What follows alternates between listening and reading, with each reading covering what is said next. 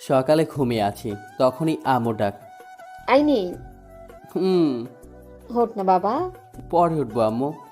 বুঝছি, তোর জন্য এখন ঝাউটা আনতে হবে। আজকে তো কলেজ বন্ধ, একটু শান্তি মতো ঘুমাতে দাও। আজকে রিমি আসছে। কি বলছো? উনি কেন আসছে? এখন থেকে ও এখানেই থাকবে এবং তোর কলেজেই ভর্তি হবে। আমি চলে যাবো বাসা থেকে। তো যা। আম্মু, অন্য একটা মেয়ের জন্য তুমি আমাকে এমন বলতে পারলা? পারলাম। রিমা আপু আসলে আমাকে অনেক জ্বালাবে। তখন ছোট ছিল বুঝে নাই, এখনো বড় হয়েছে, অনার্সে পড়ে, এখন আর জ্বালাবে না। হুম। এখন ফ্রেশ হয়ে খেয়ে স্টেশনে যা ওকে আনতে। পারবো না, আব্বুকে বলো। তোর আব্বু অফিসে গেছে।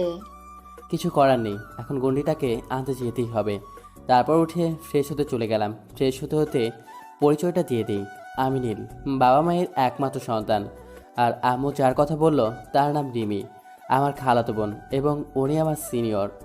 রিমি আপু পড়ে অনার্স প্রথম বর্ষে আর আমি ইন্টার দ্বিতীয় বর্ষে। ওনার এই বাসায় আসাতে আমি বিরক্ত। আমার সাথে ওনার লাস্ট দেখা হয় 4 বছর আগে। আমরা সবাই একসাথে নানুর বাসায় থাকতাম। তখন আমি ক্লাস 9-এ পড়তাম, আপু পড়তো ক্লাস 10-এ। উনি নাকি আমাকে নীল পাঞ্জাবিতে দেখে ক্রাশ খেয়েছিল। তারপর থেকে শুরু হলো আমার প্যারাময় জীবন। যখন তখন এসে আমাকে জড়িয়ে ধরতো, কিস করতো। কিছু বলতেও পারতাম না, বললেই আম্মুর কাছে এসে বানিয়ে বানিয়ে বিচার দিত। আম্মু আমার 12টা বাজাতো। যেমন এক ঘটনা বলি, আমি তখন ক্লাস 9-এ। তো টিফিন টাইমে একটা মেয়ে ফ্রেন্ডের সাথে হেসে হেসে কথা বলতেছি, ওইটা আবার রিমি আপু দেখে ফেলে। তখন কিছু না বললেও বাসা যাওয়ার সময় রাস্তায়, আই, তুই ওই মেয়ের সাথে এত কি কথা বলস? ও আমার ফ্রেন্ড। তোর কোনো মেয়ে ফ্রেন্ড লাগবে না। তোর যদি এতই কথা বলতে হয় আমার সাথে বলবি। ওকে, আর বলবো না। এখন আমাকে 50 বার আই লাভ ইউ বলবি আর 10টা কিস করবি। ছি ছি ছি আপু, তুমি আমার বোন হয়ে এইগুলো কি বলো? আরেকবার বোন বললে না খবর আছে। আপুকে তো আপুই বলবো। এই গাধা, তুই দেখোস না খালাতো ভাই আর বোন কত প্রেম করে, তাদের বিয়ে হয়। আপু, আমরা তো প্রেম করি না। কে বলেছে করি না? করি তো। এখন বল আই লাভ ইউ বল আর কিস কর। পারবো না। পারবি না তো? দেখ, বাসায় গিয়ে বড় আম্মুকে আজ কি বলি আমি। রিমি আপু আমার আম্মুকে বড় আম্মু বলে। আপনার যা ইচ্ছা বলতে পারেন। এই কথা বলাতে আপু হন হন করে আমার আগে বাসায় চলে গেল। আমিও পেছনে পেছনে গেলাম। বড় আম্মু, ও বড় আম্মু। কি হয়েছে রে? বড় আম্মু, তোমার ছেলে না? কি করেছে বাছরটা? তোমার ছেলে না ক্লাস বাদ দিয়ে একটা মেয়ের সাথে আড্ডা দিচ্ছিল। আমি ক্লাস করতে বলছি বলে আমাকে অনেক বকেছে। আমি তো অবাক, কি ওভার অ্যাক্টিং। কি? ও ক্লাস বাদ দিয়ে মেয়েদের সাথে আড্ডা দেয়? না আম্মু, আপু মিথ্যা বলছে। মোটেও না, আমার মেয়ে মিথ্যা কথা বলতেই পারে না কখনো। তারপর আর কি, আম্মু সে কি রাগারাগি। এভাবে আমাকে অনেকভাবে ফাঁসিয়েছে। তারপর আপুর ব্যবসার জন্য আমরা ঢাকা চলে আসি। এই 4 বছরে আমি একবারও নানুর বাসায় যাইনি, এমনকি রিমি আপুর বাসায়ও যাইনি। আপনাদের কাহিনী শোনাতে শোনাতে আমার ফ্রেশ হওয়া শেষ। তারপর রেডি হয়ে চলে গেলাম নাস্তা করতে। নাস্তা করে বাইক নিয়ে চলে গেলাম স্টেশনে। স্টেশনে গিয়ে দেখি রিমি আপু একটা বেঞ্চে বসে আছে। তখন আপুকে ডাক দিলাম। আমি ডাকতেই আপু আমার দিকে তাকালো। আমাকে দেখে দৌড়ে এসে আমাকে জড়িয়ে ধরলো। আমি তো সেই লেভেলে লজ্জা পাচ্ছি, অনেক মানুষই তাকিয়ে আছে আমাদের দিকে। আপু কি খুশু কি, সবাই দেখতেছে তো। দেখুক, আমার বরকে আমি ধরছি। আপু প্লিজ আরো, এখানে সবাই আমাকে চিনে, সব মানে 12টা বাজিও না। এই কথা বলাতে ছেড়ে দিল। কেমন আছিস পিচ্ছি? ভালো, তুমি কেমন আছো আপু? আমার ভালো দিয়ে তোর কি আসে যায়? সেই যে 4 বছর আগে চলে আসলি, একটিবারও গেলি না, এমনকি ফোন। তখন এক ছোট ভাই আসলো, ওর নাম শান্ত। শান্ত এসে বলল, আরে নীল ভাইয়া যে, হুম। তা এইটা কে, ভাবি নাকি? একটা থাপ্পড় দিয়ে সব দাঁত ফেলে দিব বেয়াদব। হুম, আমি তোমার ভাব, তোমার নীল ভাইয়ার বউ। আমি আগেই জানতাম, কারণ ভাইয়া কোনো মেয়ের সাথে মিশে না। তো স্পেশাল কাউকে ছাড়া তো আর ফুচকা খেতে আসবে না। তুই সত্যি একটু বেশি বুঝোস। এইটা আমার খালাতো বোন রিমি আপু। আর আপু, এইটা আমার কলেজের ছোট ভাই শান্ত। দেখেছো কি ফাজিল হবো বউকে কেউ আপু বলে? আপু ফাজলামি বাদ দাও তো। আচ্ছা শান্ত, তুই এখন যা, আমি তোর সাথে পরে কথা বলবো। ওকে ভাই, ট্রিট কিন্তু দিতে হবে। যা দিব তো টিট। তারপর শান্ত চলে গেল। তখনই রিমি আপু বলল, আচ্ছা নীল, ফুচকুয়ালা মামা যে বলল এর আগে অনেক এসেছিস, এখন কম আসুস, তার মানে আগে গার্লফ্রেন্ড নিয়ে আসতি না? আরে না, মাঝে মাঝে ফ্রেন্ডদের সাথে আসতাম। ছেলে ফ্রেন্ড নাকি মেয়ে ফ্রেন্ড? ছেলে ফ্রেন্ড, আর আমার কোনো মেয়ে ফ্রেন্ড নেই। আর মাঝে মাঝে মেয়েদের সাথে আসলেও ওইগুলো বন্ধুর গার্লফ্রেন্ড। ও, কথা বলতে বলতে ফুচকা চলে আসলো। তারপর রিমি আপু 3 প্লেট ফুচকা খেলো। একটা জিনিস বুঝলাম না, মেয়েরা এত ফুচকা কেন পছন্দ করে? হয়তো ফুচকায় টক থাকে তো তার জন্য। তারপর বিল দিয়ে আমি আবার বাইক স্টার্ট করলাম। রিমি আপু আবার আগের মতোই জড়িয়ে ধরে বসে আছে। এবার কিছু বললাম না, কারণ আপু জড়িয়ে ধরলে আমার ভালোই লাগে। তারপর আপু বলল, আচ্ছা এখানে সবাই তোকে চেনে কি করে? আস্তে আস্তে সব বুঝতে পারবা। ওই, আবার বখাটে হয়ে যাসনি তো? এই কথা বলাতে শুধু আমি একটা মুচকি হাসি দিলাম। তারপর রাস্তায় আপু অনেক কথা বললো, আমি শুধু বললাম। তারপর বাসার সামনে চলে আসলাম। তারপর বললাম, আপু নামো, এসে পড়েছি, এটাই বাসা। অনেক সুন্দর তো। চলো ভিতরে যাই। তারপর গেটের ভিতরে ঢুকলাম। তারপর দরজার সামনে গিয়ে কলিং বেল দিলাম, সাথে সাথেই দরজা খুলে দিল। এমনিতে তো কলিং বেল দিতে দিতে হাত ব্যথা হয়ে যায়, তাও দরজা খোলার নামই থাকে না। আজকে একবার বাজাতেই সাথে সাথে দরজা খুলে দিল। রিমি আপু আসবে বলে আম্মু হয়তো আমাদের জন্য দরজার সামনে অপেক্ষা করে আসছিল। রিমি আপু ভিতরে ঢুকেই আম্মুকে পায়ে ধরে সালাম করলো। কেমন আছিস মা? ভালো আবার আম্মু, তুমি কেমন আছো? ভালো। কত বড় হয়ে গেছিস, আর দেখতেও তো আগের চাইতে অনেক মিষ্টি হয়েছিস। মিষ্টি না ছাই, আগে ভালো ছিল, এখন পেতনিদের মতো দেখা যায়। দেখো বড় আম্মু, তোমার ছেলে আমাকে কি বললো? ওই বাদর, তুই চুপ করবি? নিজে তো দেখতে একদম নাইজেরিয়ার বাদরের মতো, আরেকজনকে পেতনি বলে। আম্মু তুমি আমাকে এটা বলতে পারলা? একটু কান্নার ভাব করে বললাম। ন্যাকামো বাদ দিয়ে, মেয়েটা অনেক দূর থেকে এসেছে, ওকে নিয়ে তোর পাশের রুমে যা, ফ্রেশ হয়ে একটু ঘুমিয়ে নি। বাড়িতে এতগুলো রুম থাকতে আমার পাশের রুমে কেন? যা বলছি তাই কর। যা মা, একটু বিশ্রাম কর। ওকে। আর বড় আব্বু কোথায়? তোর বড় আব্বু অফিসে। এখন আসো আপু। চলো। তারপর রিমি আপুকে নিয়ে আমার রুমের পাশে রুমে দিয়ে আসলাম। তারপর আপুকে বললাম, ওকে আপু ফ্রেশ হন, আমি এখন যাই। কোথায় যাবে এখন? একটু বাইরে যাব, বন্ধুর সাথে আড্ডা দিতে। ওকে যা, আর তাড়াতাড়ি আসবি। ওকে, আপনি ফ্রেশ হন। তারপর আমি বাসা থেকে চলে আসলাম বাইরে। তারপর আমার প্রাণপ্রিয় বন্ধু জয়কে ফোন দিলাম, সাথে সাথেই ফোন রিসিভ করলো। হ্যাঁ মামা বল। ক্লাবে আস। ওকে।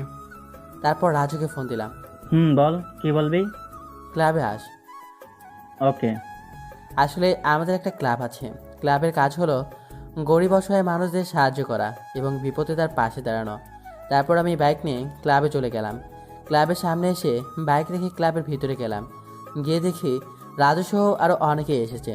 তারপর আমি বললাম, জয় কোথায়? তখনই জয় আসলো। এই তো এসে গেছি। তাই এত জরুরি তলব কিসের জন্য? শোন, কালকে তোদের কাজ হবে কিছু গরিব অসহায়দের খাবার খাওয়ানো, আর এতিমখানায় কিছু খাবার পাঠাবি। ওকে, হয়ে যাবে। জয় আর রাজু আস, আর তোরা সবাই এখানেই থাক। তারপর আমি জয় আর রাজু একটা কবে সবে ঢুকলাম। তারপর বললাম, পেয়ারায় পড়ে গেছি। কেন, কি হয়েছে? রিমিয়া পৌঁছেছে। যা কথা বলেছিলি প্যারা দে। এখন কি করব? কিছুদিনই তো ব্যাপার, সহ্য করে নিবি। শালা এখানেই থাকবে, এখানে থেকে স্টাডি করবে। তাহলে তোর কপাল পড়লো। তারপর ওদের সাথে আড্ডা দিতে দিতে দুপুর 2টা বেজে গেল। তখনই ফোনে একটা কল আসলো, রিসিভ করলাম না। তারপর একটা SMS আসলো, দেখি রিমি আপু SMS দিছে। 20 মিনিটের মধ্যে বাসায় না আসলে আজকে তোর খবর আছে। ওকে আপু, আসতেছি। তারপর জয় আর রাজুর কাছ থেকে বিদায় নিয়ে বাসায় চলে আসলাম। বাসায় এসে কলিং বেল দিলাম, সাথে সাথে আপু দরজা খুলে দিল। তারপর দরজা খুলে আপু চলে গেল, কোনো কথা বলল না। রাগ করেছে নাকি? রাগ করলে করুক, আমার কি। আমি আর কিছু বললাম না, আমি রুমে চলে গেলাম। রুমে গিয়ে শাওয়ার নিয়ে ওয়াশরুমে গেলাম। শাওয়ার নিয়ে রুমে আসলাম। রুমে এসে শুয়ে আছি, তখনই আম্মু আসলো। খেতে আস। কয়টা বাজে? যাও, আসছি। তারপর আমি আম্মুর পিছনে পিছনে নিচে গেলাম খাবার খেতে। খাবার টেবিলে গিয়ে দেখি আব্বু এসেছে। আমি বললাম, আব্বু কখন আসলা? আজকে রিমি আসছে, না এসে কি থাকতে পারি? রিমি আপু কোথায়? ডাক দিয়ে আসলাম, বাট আসতেছে না। তোর সাথে কি কিছু হয়েছে? না, আমি দেখতেছি কি হয়েছে। তারপর আমি রিমি আপুর রুমে গেলাম, দেখি আপু শুয়ে আছে। আমি গিয়ে ডাক দিলাম, আপু হুম। খাবা না? আমি খেলেই বা তোর কি, না খেলেই কি? অনেক কিছু, তুমি আমার আপু তো। না, আমি তোর আপু না। রাগ করেছো? জানি না। কি করলে রাগ ভাঙবে? আমাকে কখনো আপু বলতে পারবি না। এটা পসিবল না। কেন? দেখো আপু, তুমি আমার সিনিয়র, সবার সামনে তোমাকে আপু না বললে কেমন দেখা যায়? ওকে, সবার সামনে বলতে হবে না।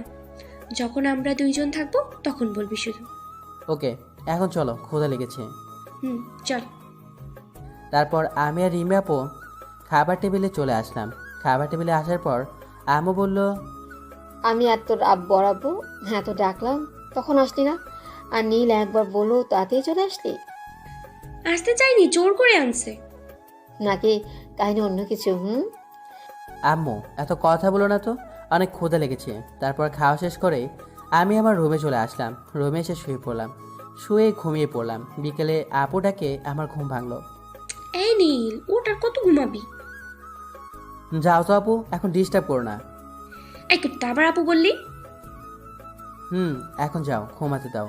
তারপর আপু আর কিছু বলো না, চলে গেল। আমিও ঘুমিয়ে পড়লাম। সন্ধ্যায় আমার ঘুম ভাঙলো। ঘুম থেকে উঠে মোটামুটি অন্ধকার হয়ে গেছে। তখনই আমার মনে পড়লো, রিমি আপু তো আমাকে বিকেলে ডেকে গেছে, কিছু বলে তো আবার রাগিয়ে দিইনি। ঘুমে থাকলে তো আমি কি থেকে কি বলি নিজেও জানি না। তারপর আমি রিমি আপুর রুমে গেলাম। রুমে গিয়ে দেখলাম রিমি আপু শুয়ে আছে শাড়ি পরে। শাড়ির আঁচল এলোমেলো হয়ে আছে, মনে হয় কান্না করেছে। তখন আমি ডাক দিলাম, রিমি। এখন আর আপু বললাম না। আপু কোনো উত্তর দিল না। আমাকে দেখে অন্যদিকে মুখ করে শুয়ে পড়ল। আমি আবার ডাক দিলাম, রিমি। কি হয়েছে কি? এই অবস্থা কেন তোমার? সেটা তুই জেনে কি করবি? তুই যা ঘুমা। বুঝলাম ঘুমের ঘরে কিছু শুনিয়েছি, তখন ঘুমিয়েছিলাম, সরি। যা তো এখান থেকে। সত্যি চলে যাব? জানি না। বুঝলাম অনেক অভিমান করেছে। তারপর বললাম, সরি, আর কখনো হবে না। তো আমি কি করব? আমি এবার আপুর মাথার কাছে গিয়ে বসে বললাম, কান্না করছো কেন? কুত্তা, জানিস আমি কত কষ্ট পেয়েছি? আমি কষ্ট করেই সেজেছিলাম তোর সাথে আজকে ঘুরতে যাব বলে, আর তুই এখন আমাকে ধমক দিয়ে তাড়িয়ে দিলি। সরি। সরি বললে হবে না। তো কি করতে হবে? তারপর রিমিয়া বোঝা বলল, তা শুনে একটু অবাকই হলাম। এখন আমাকে জড়িয়ে ধরে 10 বার আই লাভ ইউ বলতে হবে। আগের মতোই রয়ে গেলে, একটু বড় হও নাই। বলবি কিনা বল? জড়িয়ে ধরতে পারবো না। যা তোর ধরতে হবে। রাগ করে কেন? তাহলে ধর। ওকে, তারপর আর কি, জড়িয়ে ধরে 10 বার আই লাভ ইউ বললাম। তারপর বললাম, হয়েছে এখন? না, আর কি করতে হবে? এখন কিস করতে হবে। ওই, তুমি আমার গার্লফ্রেন্ড নাকি বউ যে তোমাকে কিস করব? আমি তোর বউ। কবে হলে? যেদিন থেকে আমি তোকে ভালোবাসি। এখন বল, কিস করবি কিনা? তারপর রিমি আপুকে কাছে টেনে ঠোঁটের সাথে ঠোঁট মিলিয়ে দিলাম। সাথে সাথে আপু আমাকে জড়িয়ে ধরলো অনেক শক্ত করে। আপু তো পাগলের মতো আমার ঠোঁট চষে যাচ্ছে, ছাড়ার কোনো নামই নেই। এদিকে আমার নিঃশ্বাস বন্ধ হওয়ার অবস্থা। আমি রিমি আপুকে জোর করে ছাড়িয়ে নিলাম। ছাড়িয়েই আমি হাঁপাচ্ছি। আমি বিছানায় শুয়ে পড়লাম। এই একটুতেই হাঁপিয়ে গেলি? এটাই একটু, 5 মিনিটে কম ছিল না। এটা রিহার্সেল ছিল, বাকিটা এখন করব। না, আর না। প্লিজ আর একবার। এখন না, পরে। যাও ফ্রেশ হয়ে আসো। হুম। তারপর রিমি আপু ফ্রেশ হতে চলে গেল। আমিও আবার রুমে চলে আসলাম। রুমে এসে শুয়ে শুয়ে ফেসবুকিং করতে লাগলাম। রাতে রিমি আপু আসলো ডাকতে ডিনার করার জন্য। খেতে আয়। যাও, আমি আসতেছি। ওকে। তারপর আমি উঠে হাত মুখ ধুয়ে নিচে চলে গেলাম খাবার খেতে। টেবিলে গিয়ে দেখি আব্বু আম্মু আর রিমি আপু বসে আছে। শোন নীল, কালকে রিমিকে নিয়ে গিয়ে তোর কলেজে ভর্তি করিয়ে দিবি, এত কলেজ থাকতে আমার কলেজে কেন? কারণ ওকে গার্ড দিবি তুই। তোদের কলেজে তো তোর উপরে কেউ নেই। তুমি নিয়ে গিয়ে ভর্তি করে দিও। আমার কালকে সকালে একটা মিটিং আছে। ও। হুম। তারপর আমি খেয়ে রুমে চলে গেলাম। রুমে গিয়ে শুয়ে পড়লাম। কিছুক্ষণ পর মনে হলো কেউ আমার রুমে আসে, তাই আমি ঘুমের ভান করে রইলাম। হালকা চোখ খুলে দেখি রিমি আপু এসেছে। রিমি আপু এসে আমার মাথার কাছে বসে কিছুক্ষণ একদৃষ্টিতে তাকিয়ে রইল। তারপর আমার কপালে তার ঠোঁট দিয়ে কিস করে চলে যেতে লাগলো। তখনই আমি আপুর হাত ধরে টান দিয়ে আমার বুকের উপর এনে ফেললাম, তারপর শক্ত করে জড়িয়ে ধরলাম। কি করছিস কি? ছাড় আমাকে। না, তুমি এতক্ষণ কি করছিলে? কিছু না। রিমি আপু লজ্জা পেয়ে আমার বুকে মুখ লুকালো, তারপর আমি বললাম, অনেক ভালোবাসো আমাকে? তুই বুঝিস না। বুঝি তো, আমার সিনিয়র বউটা আমাকে অনেক ভালোবাসে। ওয়েট, কি বললি? সিনিয়র বউ? তার মানে তুই আমাকে ভালোবাসিস? একটু একটু। সত্যি? এই কথা বলাতে আপু আরো শক্ত করে জড়িয়ে ধরলো। আমি তোকে সেই ছোটবেলা থেকে ভালোবাসি, আর তুই এখন বুঝবি আমার ভালোবাসা না? তখন তো ছোট ছিলাম, বুঝি নাই। ও অনেক রাত হয়েছে, এখন তোমার রুমে যাও। না, আজকে এখানে থাক। পাগল হয়েছে তুমি? যদি কোনো অঘটন হয়ে যায়? আমি তো সেটাই চাই। যাও তো, এখন ঘুমাবো। তাড়িয়ে দিচ্ছিস? ওকে, চলে যাচ্ছি। এই বলে আপু রুমের লাইট অফ করে চলে গেল। তারপর আমি ঘুমিয়ে পড়লাম। সকালে ঘুম থেকে উঠে দেখি রিমি আপু আমাকে জড়িয়ে ধরে শুয়ে আছে। তারপর আমি বললাম, ওই আপু, কি হয়েছে? তুমি আসো কখন? সকালে আসছিলাম তোকে ডাক দিতে, এসে দেখি তুই ঘুমিয়ে আছিস। ঘুমন্ত অবস্থায় তোকে অনেক সুন্দর লাগছিল, তাই আর ডিস্টার্ব করি নাই। আমিও তোর সাথে ঘুমিয়ে পড়েছিলাম। ভালো করেছো, এখন ওঠো। না, তোর বুকে আমার অনেক ভালো লাগছে। আম্মু এসে পড়বে। না, বড় আম্মু এখন আসবে না, রান্না করতেছে। না আসলো, উঠো, ফ্রেশ হব। তোমাকে নিয়ে তো আজকে কলেজ যেতে হবে। তাহলে একটা কিস করো। সারাদিন তোমার কিস লাগে? লাগে। এটা কিন্তু অত্যাচার। রোমান্টিক করতে চায়, বুঝলে পিচ্ছি? বুঝলাম। তারপর রিমি আপু আমার মাথা ধরে হালকা করে ঠোঁটে একটা চুমো দিল, তারপর আবার একটা কিস করলো অনেকক্ষণ ধরে। কিছুক্ষণ পরে আপু ছেড়ে দিয়ে বলল, কেমন লাগলো? একটুও ভালো না। মৃত্যু। এখন যাও তো, রেডি হও, আজকে তোমাকে নিয়ে কলেজ যাব তো। ওকে, যাচ্ছি। তারপর রিমি আপু চলে গেল। আমি উঠে ফ্রেশ হয়ে ড্রেস চেঞ্জ করে নিচে চলে গেলাম খাবার খেতে। খাবার টেবিলে এসে দেখি কেউ নেই। আম্মু সোফায় বসে টিভি দেখছে। আপু আর রিমি আপু কোথায়? তোর আব্বু অফিস চলে গেছে, আর রিমি ওর রুমে। তারপর আমি রিমি আপুকে ডাকতে তার রুমে গেলাম। গিয়ে দেখি শাড়ি পরার চেষ্টা করতেছে, বাট পারতেছে না। তারপর আমি বললাম, কি করো আপু? রিমি আপু নিচের দিকে ঝুঁকে শাড়ি কুচি ঠিক করছিল।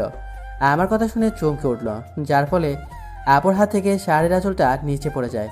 আমি সাথে সাথে অন্যদিকে ঘুরে তাকাই। কি হলো? এভাবে অন্যদিকে তাকালে কেন? তোমার শাড়ির আঁচল ঠিক করো। আমি পারতেছি না, তুই একটু সাহায্য কর না। আমি পারি না। তোর পারতে হবে না, তুই শুধু কুচিটা ঠিক করে ধরে রাখবি। আচ্ছা। তারপর আমি গিয়ে রিমি আপুর শাড়ির কুচি ধরলাম। আপু শাড়ির আঁচল ঠিক করতে লাগলো। ঠিক করার শেষে বলল, কুচিটা দিয়ে দে। তুমি দাও, আমি পারবো না। প্লিজ দিয়ে দে। তারপর আমি রিমি আপুর কুচিটা গুঁজে দেওয়ার সময় আপু শিউরে উঠে আমাকে জড়িয়ে ধরলো। তারপর আমি রিমি আপুর কানে কানে বললাম, তোমার নাভিটা দেখে না আমার একটা কিস করতে ইচ্ছে করতেছে। যা করতে এখান থেকে। কি হলো আবার? আমার বুঝি লজ্জা করে না? বাহ, তোমার আবার লজ্জাও আছে। অনেক। এখন ছাড়ো, চলো খেতে চলো। না, কেন? লজ্জা করতেছে। হরে আমার লজ্জাবতী রে, চলো এখন। ওকে, চলো। তারপর আমি আর রিমি আপু নিচে চলে গেলাম। নিচে গিয়ে আমি আর আপু খেয়ে যার যার রুমে চলে গেলাম। আমি রুমে গিয়ে জয় আর রাজুকে ফোন করলাম। হ্যালো জয়। বল। কোথায় তুই? বাসায়। তাড়াতাড়ি কলেজের সামনে আয়। ওকে। তারপর রাজুকেও একই কথা বললাম। তারপর আমি বাইক বাইর করে বাসার সামনে দাঁড়ালাম। একটু পর রিমি আপু আসলো। আপুকে দেখে তো আমি অবাক। একটা মেয়ে এত সুন্দর হতে পারে তা হয়তো রিমি আপুকে না দেখলে বুঝতামই না। এইভাবে কি দেখিস? ওই, ও, তুমি কখন এসেছো? আমি আসছি কখন মানে? এভাবে কি দেখছিলি? তোমাকে। সময় তো শেষ হয়নি, সারা জীবনই দেখতে পারবি। ওঠো। তারপর উঠে বাইক স্টার্ট করলাম। আপু উঠেই আমাকে জড়িয়ে ধরলো। তারপর আমি আপুকে বললাম, রিমি, আজকে না তোমার একটা জিনিস দেখেছি। কি? তোমার বুকের ওই তিলটা। এই ফাজিল, তুই দেখলি কিভাবে? যখন তোমার শাড়ির আঁচল পড়ে গিয়েছিল তখন দেখেছি। আর একটাও কথা বলবি না, আমার কিন্তু অনেক লজ্জা করতেছে। ওকে। তারপর আমরা কলেজে চলে গেলাম। দেখি জয়া রাজু আরও কিছু ফ্রেন্ড কলেজে গেটে বসে আছে। তারপর আমাকে দেখে ওরা এগিয়ে আসলো। এগিয়ে এসে জয় বলল, এটাই তো তাহলে আমাদের বাপি। ভাবি মানে? আর বাপ ধরতে হবে না, যেভাবে চিপকা চিপকি করে আসোস সবাই বুঝে যাবে তোমাদের রিলেশন আছে। হুম, রিমি, পরিচিত হও, আমার ফ্রেন্ড জয় আর রাজু। কেমন আছেন ভাইয়ারা? ভালো, আপনি? অনেক ভালো। দেখেন ভাবি, আপনি আমার বড়, তো আমাদের তুই করে নাম ধরে ডাকলে খুশি হব। ওকে।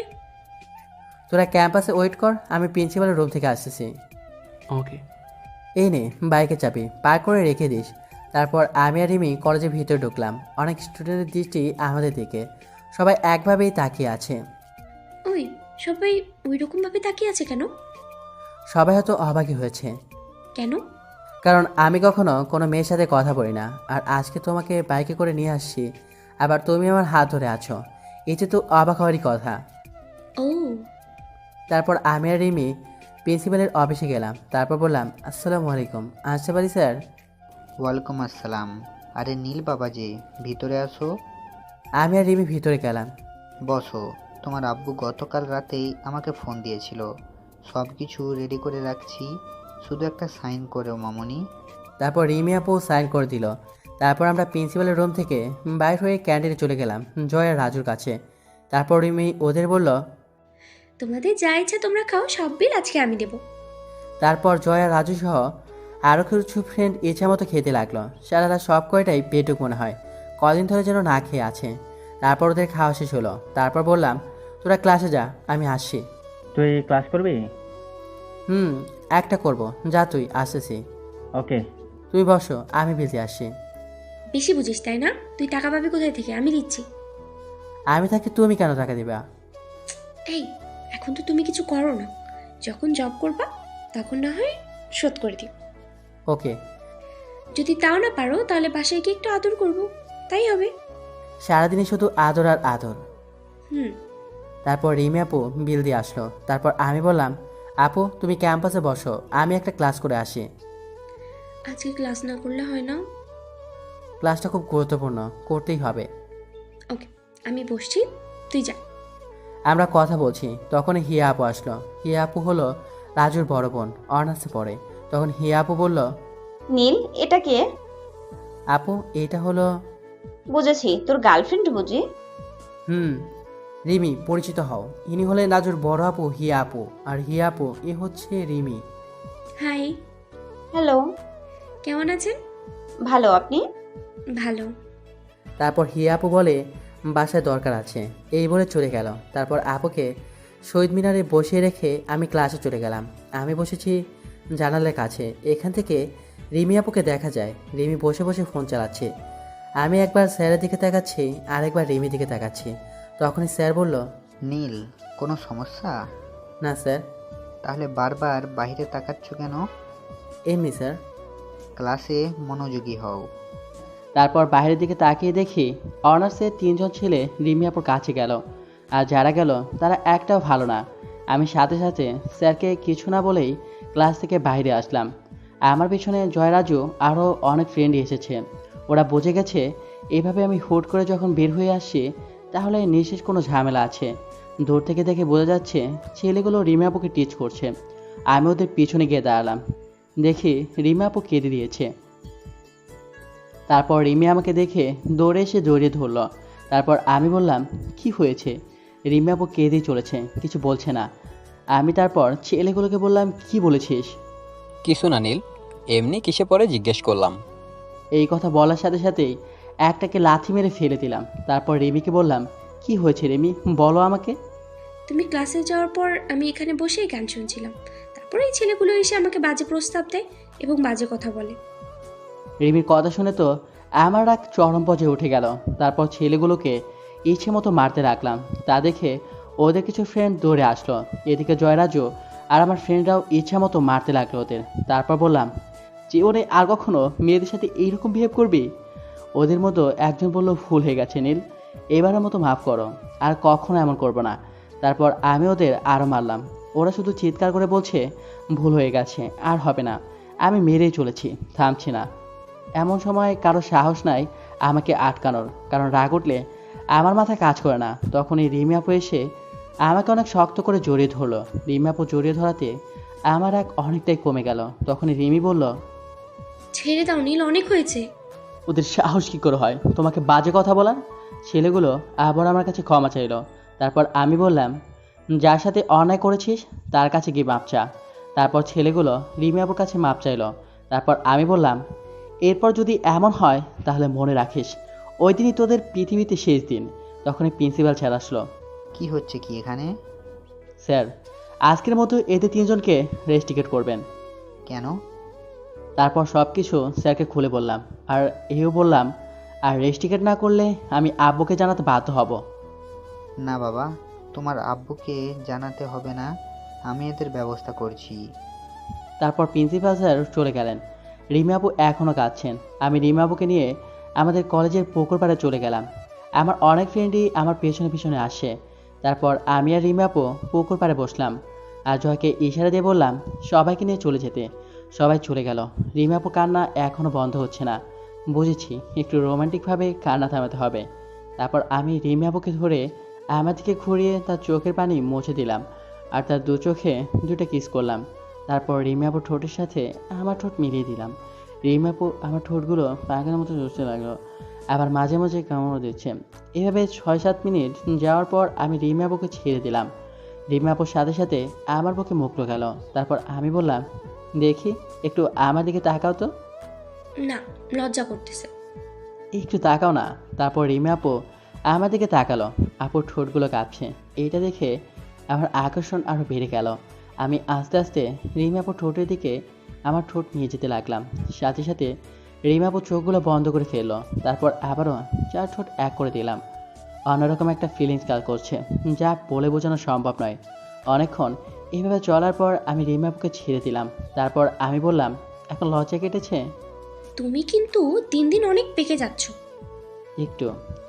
তুই ছেলেগুলোকে ওভাবে মারলি কেন? আমার জানকে কেউ বাজে কথা বলবে, আমি কি ওটা দাঁড়িয়ে দিয়ে দেখবো নাকি? তাই বুঝি? হুম। ওই ছেলেগুলোকে দেখে মনে হলো তোর সিনিয়র। হুম। পরে যদি ওরা তোর কোনো ক্ষতি করে? এতদিনে হয়তো বুঝে গেছো এই এলাকায় আমার অন্যরকম একটা নাম ডাক আছে। বুঝেছি, আমার পিচ্চি বরটা অনেক বড় হয়ে গেছে। চলো এখন বাসা চলে যাই, বিকেল আজকে ঘুরতে যাব। সত্যি? এই কথা বলাতেই জড়িয়ে ধরে আরেকটা দিয়ে দিল। তারপর আমি আর রিমি আপু বাইক দিয়ে বাসা চলে আসলাম। বাসায় এসে যে যার রুমে চলে গেলাম। আমি রুমে গিয়ে শাওয়ার নিয়ে এসে একটু গেম খেলছিলাম। তখনই রিমি আপু আসলো খাওয়ার জন্য ডাকতে। তারপর খাওয়া দাওয়া করে আমি আপুকে বললাম রেডি হতে, কারণ মেয়েদের রেডি হতে অনেক দেরি হয়। তারপর আমি আমার রুমে এসে শুয়ে পড়লাম। কখন যে ঘুমিয়ে পড়েছি নিজেই জানি না। বিকেলে রিমি আপু ডাকে আমার ঘুম ভাগলো। এই নীল, ওঠ।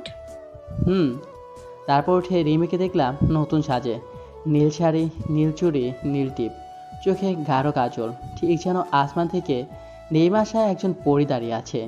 রিমি আপুর ডাকে আমার ধ্যান কাটলো। কি দেখছিস এমন করে? পরী দেখছি। দিনের বেলায় পড়ে আসলো কোথা থেকে? এই তো আমার সামনে দাঁড়িয়ে আছে নীল পরী। তাই? হুম। হয়েছে, যা এখন উঠে ফ্রেশ হ। ওকে। তারপর ফ্রেশ হয়ে রুমে আসলাম, দেখি রিমি আপু বসে আছে। তোর নীল পাঞ্জাবি নাই? আছে। ওইটা পর। ওকে, তুমি এখন রুমের বাইরে যাও। কেন? চেঞ্জ করব। আমার সামনে কর, প্রবলেম কি? যাও তো। যাচ্ছি যাচ্ছি। তারপর আমি ড্রেস চেঞ্জ করে নিলাম, নীল পাঞ্জাবিও পরলাম। একটু পর রুম থেকে বাইর হয়ে রিমি আপু রুমে গেলাম। দেখি রিমি আপু আয়নার সামনে দাঁড়িয়ে ঠোঁটে লিপস্টিক দিচ্ছে। তারপর আমি বললাম, লিপস্টিক দিতে হবে না। কেন? এটা আমার পছন্দ না। তাহলে এদিকে আয়। তারপর রিমি আপুর কাছে গেলাম। আপু আমার পায়ের উপরে পা দিয়ে তার 2 হাত দিয়ে আমার চোখটা বন্ধ করে ঠোঁটের সাথে ঠোঁট মিলিয়ে দিল। অনেকক্ষণ এভাবে থাকার পর আমাকে ছেড়ে দিল। দুজনই হাঁপাচ্ছি। তারপর আমি বললাম, এইটা কি ছিল? তোর তো লিপস্টিক পছন্দ না? হুম। তার জন্য মুছে ফেললাম। এইভাবে মুছতে হয়? টিস্যু দিয়ে তো মুছে দিত। না, যেত না। এখনো তো তোমার ঠোঁটে আছে, তাহলে আসো ভালো করে মুছে দেই। তারপর আর কি ভালো করে এই লিপস্টিকটা পরিষ্কার করে দিলাম। এরপর বললাম, এখন চলো। ওকে। তারপর আমি আর রিমি আপু রুম থেকে বাইর হয়ে আম্মুর কাছে গেলাম। আম্মুকে বললাম, আম্মু আমরা একটু ঘুরতে যাচ্ছি।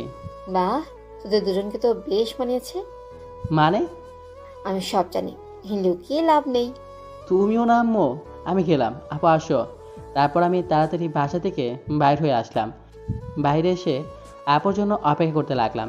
একটু পরেই রিমি আপু আসলো। তারপর আমি বললাম, আম্মুকে এগুলা কে বলেছে? আমি। আম্মুকে না জানালে হতো না? না হতো না, বড় আব্বুও জানে। কাউকে বাদ রেখেছো জানাতে? রাখছি, আস্তে আস্তে সবাইকে জানিয়ে দেব। তাই কইরো। আজকে বাইকে যাব না, রিক্সায় করে যাব। ওকে। তারপর একটা রিক্সা ডাক দিলাম। তারপর রিমিকে বললাম ওঠো। তারপর আপু উঠলো। রিমি আপু উঠে আমার হাত ধরে আমার কাঁধে মাথা রাখলো। কই যাবেন মামা? ফার্স্টে একটা ফুচকা দোকানে যান। তারপর রিক্সা চলা শুরু করলো। রিমি আপুর চুলগুলো উড়ে এসে আমার মুখে পড়ছে। আমার ভালোই লাগছে। বারবার আপুর অবাধ্য চুলগুলো নিজের কানে গুঁজে দিচ্ছে। তখন আমি বললাম, থাক না, ভালোই তো লাগতেছে। তারপর আপু চুলগুলো ছেড়ে দিল। তারপর রিক্সা গিয়ে একটা ফুচকা দোকানের সামনে দাঁড়ালো। আমি আর রিমি আপু নেমে ফুচকা দোকানে গেলাম। তারপর রিমি আপু 2 প্লেট ফুচকার অর্ডার দিল। একটাই ঝাল বেশি, একটাই কম। ঝাল কমটা আমার জন্য। তারপর ফুচকা আসলো। আমরা খাওয়া শুরু করলাম। বাট 3টা খাওয়ার পর আমার এত ঝাল লাগতেছে। তারপর রিমিকে বললাম, অনেক ঝাল লাগতেছে। কি বলিস? আমি তো ঝাল দিতে না করলাম। পানি দাও তাড়াতাড়ি। তারপর রিমি ফুচকাওয়ালার কাছে পানি চাইলো। পানি তো নাই ম্যাডাম। হোয়াট? কি বলছেন এসব? একে তো ফুচকায় ঝাল দিতে না করেছি, তাও ঝাল দিয়েছেন, তার উপরে বলছেন পানি নাই। ভুলে জাল দিয়ে ফেলেছি। এদিকে ঝালে তো আমার ঠোঁট পড়ে যাচ্ছে। আমি একদমই ঝাল সহ্য করতে পারি না। তারপর আপু কিছু একটা ভাবলো। তারপর আমার কাছে এসে তার ঠোঁটের সাথে আমার ঠোঁট মিলিয়ে দিল। এত লোকের মাঝে রিমি আপু এমন একটা কাজ করবে আমি ভাবতেও পারিনি। সবাই আমাদের দিকে তাকিয়ে আছে, অনেক লজ্জাও করছে। পাগলের মতো আমার ঠোঁট দুটো চুষতে লাগলো। মনে হয় অনেক দিনের ক্ষুধার্ত সামনে খাবার পেলে যেমন করে ঠিক তেমনভাবেই রিমির ঠোঁটগুলো চুষতে লাগলো। রিমি আপু মিষ্টি ঠোঁটের সময় আস্তে আস্তে জালগুলা কমে গেল। অনেকক্ষণ পর রিমি আপু আমার ঠোঁট জন্য মুক্ত করে দিল। এখন ঝাল অনেকটাই কমে গেছে। আমাকে ছেড়ে দিয়ে আপু আশেপাশে তাকিয়ে দেখে সবাই আমাদের দিকে তাকিয়ে আছে। আপু মনে হয় ভুলে গিয়েছিল এখানে আমরা ছাড়া অনেকেই আছে। আপু খেয়াল করে সাথে সাথে আমাকে শক্ত করে জড়িয়ে ধরলো। তারপর আমি বললাম, এই যে ভাই ও আপুরা যার কাজ করেন, এভাবে কি দেখছেন? তারপর সবাই অন্যদিকে তাকালো। তারপর আমি রিমিকে বললাম, ছাড়ো, এখন ফুচকাওয়ালার বিল দিতে হবে। না, আমার অনেক লজ্জা করতেছে। তারপর আমি পকেট থেকে ওয়ালেট বের করে ফুচকাওয়ালা মামাকে টাকা দিলাম, সাথে একটা ধন্যবাদও দিলাম। তারপর আমি রিমাকে করে নিলাম। কি করছিস? কি পড়ে যাবো তো। বিশ্বাস নেই আমার ওপর? নিজের চাইতে বেশি তোকে বিশ্বাস করি। তাহলে শক্ত করে গলা ধরে রাখো। তারপর রিমাপু শক্ত করে ধরে আমার বুকে মুখ লুকালো। তারপর আমি রিমাপুকে কোলে নিয়েই রিক্সার কাছে চলে গেলাম। তারপর রিমিকে কোল থেকে নামালাম। তারপর রিমি রিক্সায় উঠে পড়লো। আমি ওঠার সাথে সাথেই আমার হাত ধরে মাথা কাঁধে রাখলো। তারপর আমি রিক্সাওয়ালাকে বললাম, মামা একটা পার্কে চলেন। রিক্সাওয়ালা চলা শুরু করলো। এই, তুই বজ্জাত ফুচকালাকে ধন্যবাদ বললি কেন? কারণ ওর জন্যই তো মিষ্টিটা পেলাম। চা ফাজিল। তোমারই তো। আমার পিচ্চি ফাজিল বল। সিনিয়র বউ আমার। মিষ্টি তো আমি সবসময় দেওয়ার জন্য প্রস্তুতি থাকি, যদি তোর কিছু হতো। আরে ঝাল খেলে কিছু হয় না। বলেছে তোকে? আমরা কথা বলতে বলতে পার্কের সামনে চলে আসলাম। তারপর আমি নেমে রিমাপুকে হাত ধরে নামালাম। তারপর পকেট থেকে ওয়ালেট বের করে রিক্সাওয়ালা মামাকে টাকা দিলাম। মামা, এত হয় নাই তো। এগুলো আপনার বকশিস। ধন্যবাদ মামা। তারপর আমি আর রিমাপু পার্কের ভিতরে ঢুকলাম। রিমাপু এখানে এসেও আমার হাত ধরে আছে। আমরা হাঁটতেছি। তখনই দেখি সামনে একটা ছেলে আর একটা মেয়ে কোলে মাথা রেখে শুয়ে আছে। তখন আমি রিমিকে বললাম, রিমি, ওটা জয় না? দেখি তো তাই মনে হচ্ছে। চলো তো গিয়ে দেখি। তারপর আরেকটু সামনে গিয়ে দেখি এটা তো জয়ই, সাথে হিয়া। হিয়া হচ্ছে আমাদের ক্লাসমেট। তারপর আমি বললাম, কি হচ্ছে এখানে? আমার কণ্ঠ শুনে জয় চমকে উঠল এবং অনেক অবাক হয়েছে। এখানে হয়তো আমাকে আশা করেনি। মামা তুই এখানে? এখানে না আসলে তো তোদের প্রেমলীলাটা দেখতে পারতাম না। তোকে জানাবো ভাবছিলাম, তার আগে জেনে গেলি। সত্যি কখনো চাপা থাকে না বর্ষ, তা কতদিন ধরে? এই তো কিছুদিন। বস এখানে। তোমাদের নতুন প্রেমে আমরা কাবাব মে হাড্ডি হতে চাই না? ঠিক বলেছ। চলো আমরা অন্য কোথাও বসি। ওকে। তারপর জয় আর হিয়ার কাছ থেকে বিদায় নিয়ে আমরা একটু দূরে গিয়ে একটা বেঞ্চে বসে পড়লাম। তুই একটুও রোমান্টিক না।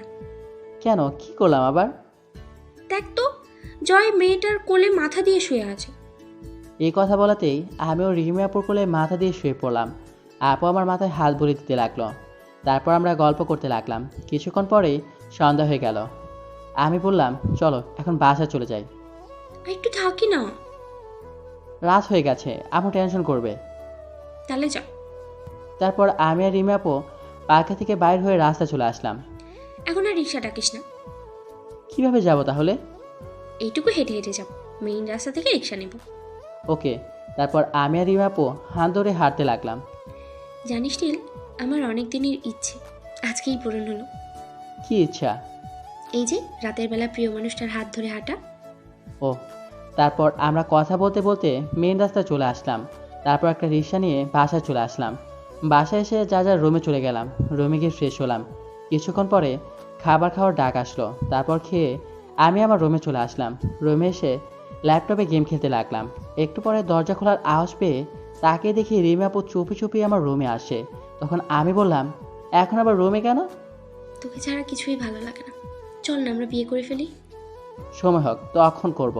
তুমি তোমার রুমে যাও, আমু এসে পড়বে। বড়ম্মু ঘুমিয়ে পড়েছে, এখন একটা কিস কর, তাছাড়া ঘুম আসবে না। তারপর আর কি, রিমি আপুকে একটু আদর করে আপুকে রুমে পাঠিয়ে দিলাম।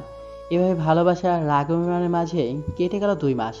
তো একদিন সকালে ঘুমিয়ে আছি, তখন রিমি ডাক। এই নীল ওঠ, কলেজে যাব। একটু পরে। উঠবি না? যাও, এখন ঘুমাবো। তারপর রিমি আর কিছু বলো না, মনে হয় চলে গেছে। আমি আবারও ঘুমিয়ে পড়লাম। একটু পরে মনে হয় আমার নিঃশ্বাস বন্ধ হয়ে আসে। চোখ খুলে দেখি রিমি আপু আমার নাক ধরে আছে। আমি বললাম, কি হয়েছে? ওঠ, কলেজে যাব। তারপর আমি উঠে ফ্রেশ হয়ে রিমি আপুকে নিয়ে কলেজে চলে গেলাম। রিমি আপু একটা গুরুত্বপূর্ণ ক্লাস আছে, তাই রিমি আপু ক্লাসে চলে গেল। আমি আর কি করব, তাই লাইব্রেরিতে যেতে লাগলাম। ঠিক তখনই হাত টান দিয়ে কে জানি আমাকে ক্লাসে নিয়ে গেল। ক্লাসে গিয়ে দেখি একটা মেয়ে। মেয়েটা মনে হয় নতুন, আগে কখনো দেখিনি। তখন আমি বললাম, এভাবে হাত ধরে ক্লাসে নিয়ে আসলেন কেন? মানে? তারপর মেয়েটি দরজা লাগিয়ে দিল। তারপর তার হাতে থেকে কাপড় কিছু অংশ ছিঁড়ে ফেললো। আমি শুধু অবাক হয়ে দেখতেছি। তারপর মেয়েটি চিল্লানি শুরু করলো, হেল্প, বাঁচাও আমাকে। মেয়েটি চিল্লানি শুনে অনেকে ক্লাসের দরজা ধাক্কাচ্ছে। তারপর মেয়েটি দৌড়ে গিয়ে রুমের দরজা খুলে ওই দিন যাকে মেরেছিলাম ওই ছেলেটাকে জড়িয়ে ধরলো। এখানে অনেক শিক্ষকও এসেছে। তখন আমি বললাম, বিশ্বাস করেন আমি কিছু করিনি। তারপর মেয়েটি ভাই এসে আমাকে একটা থাপ্পড় মারলো। তারপর ধাক্কা দিয়ে ক্লাসরুমের বাইরে পাঠিয়ে দিল। সবাই শুধু বলছে, এরকম ছেলের কোনো ক্ষমা নেই, একে উচিত শিক্ষা দেওয়া দরকার। অনেক শিক্ষকরা বলছে, প্রিন্সিপাল স্যার আপনি বিশ্বাস করেন আমি এরকম একটা কাজ করতে পারি? নিজের চোখে যা দেখলাম তাতে বিশ্বাস না করে পারছি না। তোমাকে দিয়ে এটা আশা করিনি। তারপর আমি জয়ের রাজুর কাছে গিয়ে বললাম, দোস্ত তোরাও কি এটা বিশ্বাস করিস? না, এটা আমরা নিজের চোখে দেখলেও বিশ্বাস করতাম না। তারপর রিমি আপু আসলো। রিমি আপু এসে সব কাহিনী শুনলো। আমি রিমিকে বললাম, তুমিও কি বিশ্বাস করো এমন আমি এমন একটা কাজ করতে পারি? তারপর রিমি আপু আমাকে একটা থাপ্পড় মারলো। তখন আমি সাইডে দেয়ালের দিকে তাকিয়ে দেখি একটা সিসিটিভি ক্যামেরা লাগানো। তারপর রিমি আপু বলতে লাগলো, তোকে অন্ধের মতো ভালোবাসতাম, আর তুই কিনা আমার ভালোবাসা নিয়ে খেলা করলি। কি দেইনি তোকে? তোর এইসব লাগবে? তুই তুই একবার আমাকে বলতে আমার সব দিয়ে দিতাম তোকে। আমাকে ফাঁসানো হয়েছে। চুপ! তুই তুই আর একটা কথা বলবি না, লম্পট চরিত্রহীন ছেলে যে আমি আমি ভালোবাসি ভাবতেও ঘৃণা করতেছে। আমার কথাটা তো শোনো। তাহলে তোর বাবা মাই তোকে সুশিক্ষিত করতে পারে নাই। বাবা আমার কথা বলাতে কেন জানি আর চুপ থাকতে পারলাম না। তখন রিমিকে বললাম, শাট আপ মিস রিমি, অনেক বলেছেন। আমাকে নিয়ে বলতেন, কিছুই বলতাম না। বাট বাবা মাকে নিয়ে বলে কাজটা ঠিক করলেন না। তারপর আমি প্রিন্সিপাল স্যারকে বললাম, স্যার আপনাদের কাছে কোনো প্রমাণ আছে যে আমি এই কাজটা করেছি? নিজের চোখে দেখার পর আমি কোনো প্রমাণের প্রয়োজন মনে করি না। আর আমি প্রমাণ দিতে পারবো আমি এই কাজটি করিনি। কিভাবে? সাইডে দেখেন। তারপর সবাই দেয়ালের দিকে তাকিয়ে দেখলো ক্যামেরা লাগানো আছে। তখন ওই মেয়েটার মুখটা একদম কালো হয়ে গেল।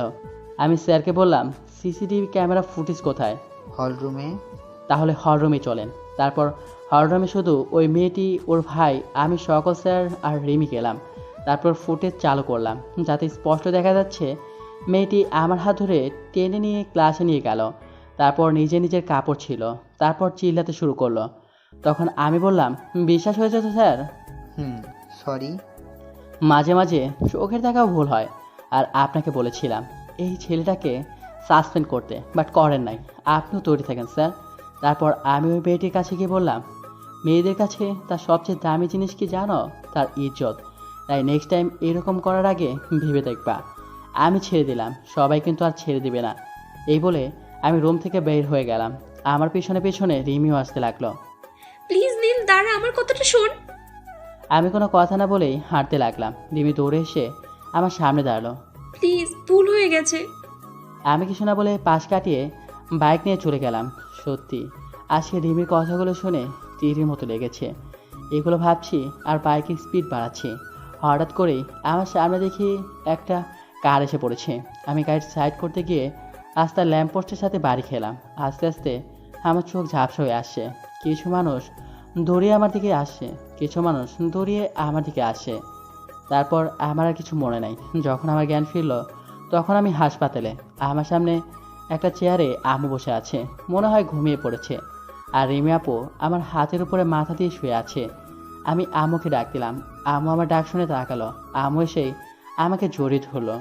তোর জ্ঞান ফিরেছে বাবা? হুম। জানিস কত টেনশনে ছিলাম?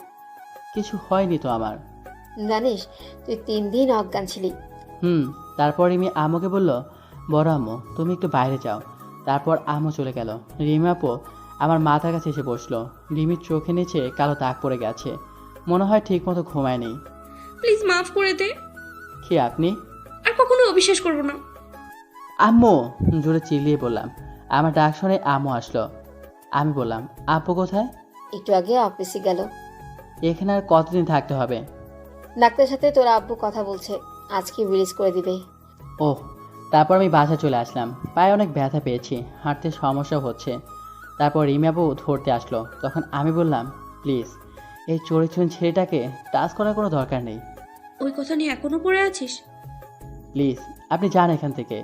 তারপর রিমি আপু কান্না করতে করতে বাসার ভিতরে চলে গেল। তারপর আম্মু আমাকে ধরে রুমে নিয়ে গিয়ে শুয়ে দিল। দেখ তোদের কি হয়েছে আমি জানি না, বাট মেয়েটা তোকে অনেক ভালোবাসে। ওরে আর কষ্ট দিস না। এইসব কথা এখন না বলি। তারপর আম্মু রুমে চলে গেল। এইভাবে চলে গেল 15 দিন। এই কদিনে রিমি আপুকে অনেক ইগনোর করেছি এবং অনেক কষ্ট দিয়েছি। কখনো আমার কাছে আসে দিনে। এখন আমি অনেকটাই সুস্থ, তাই ভাবলাম আজকে কলেজে যাব। তারপর আমি রেডি হয়ে কলেজের জন্য বের হচ্ছি। তখনই রিমি আপু আসলো। কই যাচ্ছিস? কলেজে। একটু ওয়েট কর, আমিও যাবো। সরি, একটু কাজ আছে, তাড়াতাড়ি যেতে হবে। তারপর আমি কলেজে চলে আসলাম। আর জয় আর রাজু এখনও আসে নাই। আমি কলেজে এসে মাঠে বসে ফোন টিপতে লাগলাম। তখন একটা মেয়ে এসে আমার পাশে বসলো। মেয়েটা হয়তো নতুন, আগে কখনো দেখিনি। এই যে মিস্টার, আমাকে বলছেন? আপনাকে ছাড়া তো কাউকে দেখি না।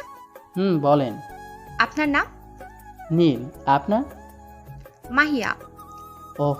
আমরা কি ফ্রেন্ড হতে পারি? Okay friends. এটা বলেই মেয়েটা হাতটা বাড়িয়ে দিল। তারপর আমি মেয়েটার হাতে হ্যান্ডশেক করলাম। তখনই রিমি আপু আসলো। বাহ, এটাই তোর দরকারি কাজ? না। আমি না হয় একটা ভুল করেই ফেলেছি, তাই বলে এভাবে কষ্ট দিবি? আর মেয়েটাকে? গার্লফ্রেন্ড। সত্যি? তারপর রিমি আপু আর কিছু না বলে চলে গেল। বুঝলাম না এই কথা শোনার পরেও রিমি আপু এভাবে চুপ করে থাকলো কি করে। এটা কে? আর ওনাকে গার্লফ্রেন্ড বললেন কেন? তারপর মেয়েটাকে সবকিছু খুলে বললাম। সবকিছু শুনে মেয়েটা বলল, আপুটা আপনাকে অনেক ভালোবাসে আর কষ্ট দিয়েন না। আর ভালোবাসা মানুষকে ওই অবস্থায় দেখলে যে কেউ মাথা নষ্ট হয়ে যাবে। তারপর আমি ক্লাসে চলে গেলাম। ক্লাসে 2টা ক্লাস করে চলে আসলাম ক্যাম্পাসে। তখন ফোনে একটা কল আসলো। দেখি আম্মু ফোন দিয়েছে। ফোন ধরে, হ্যাঁ আম্মু বলো। রিমি সুইসাইড করার চেষ্টা করেছিল, ও এখন হাসপাতালে। কি বলছো এসব? হুম। তারপর আমি আম্মুর কাছ থেকে ঠিকানা নিয়ে হাসপাতালে চলে আসলাম। হাসপাতালে গিয়ে দেখি রিমি আপু শুয়ে আছে। রিমি আপুর হাতে ব্যান্ডেজ। রিমাপুর আপু আম্মু এসেছে, তাদের সাথে কুশল বিনিময় করলাম। তারপর আম্মু আব্বু বড় আম্মু আর বড় আব্বু রুমের বাইরে চলে গেল। আমি গিয়ে রিমাপুর পাশে বসলাম। এমন করার মানে কি? হাত কেটেছো কেন? তোর জানার কোনো দরকার নেই। তাই বলে হাত কাটবা? যদি তোমার কিছু হয়ে যেত? ওই মেয়েটাকে জাস্ট ফ্রেন্ড, আজকেই পরিচয়। তাহলে ওই সময় বললি কেন গার্লফ্রেন্ড? এমনি। এখানে আসছিস কেন? যা এখান থেকে, তোর সাথে আমার কোনো কথা নাই। সরি তো। এতদিন খুব কষ্ট দিছিস, এখন অনেকক্ষণ আদর কর। ওকে। তারপর রিমি আপুকে অনেকক্ষণ কিস করলাম। যা তো, আব্বু আর বড় আব্বুকে ডাক দে। তারপর সবাই রুমে আসলো। বড় আব্বু, আমি আজকেই বিয়ে করব। আগে তুই সুস্থ হ মা। না, আজকেই এখানে। ওকে মা, তাই হবে। তাই বলে হাসপাতালে বিয়ে? তারপর আর কি, কাজে ডেকে এনে আমাদের হাসপাতালে বিয়ে হয়ে গেল। এইটা হয়তো ইতিহাসে লেখা থাকবে যে হাসপাতালে বিয়ে হয়েছে।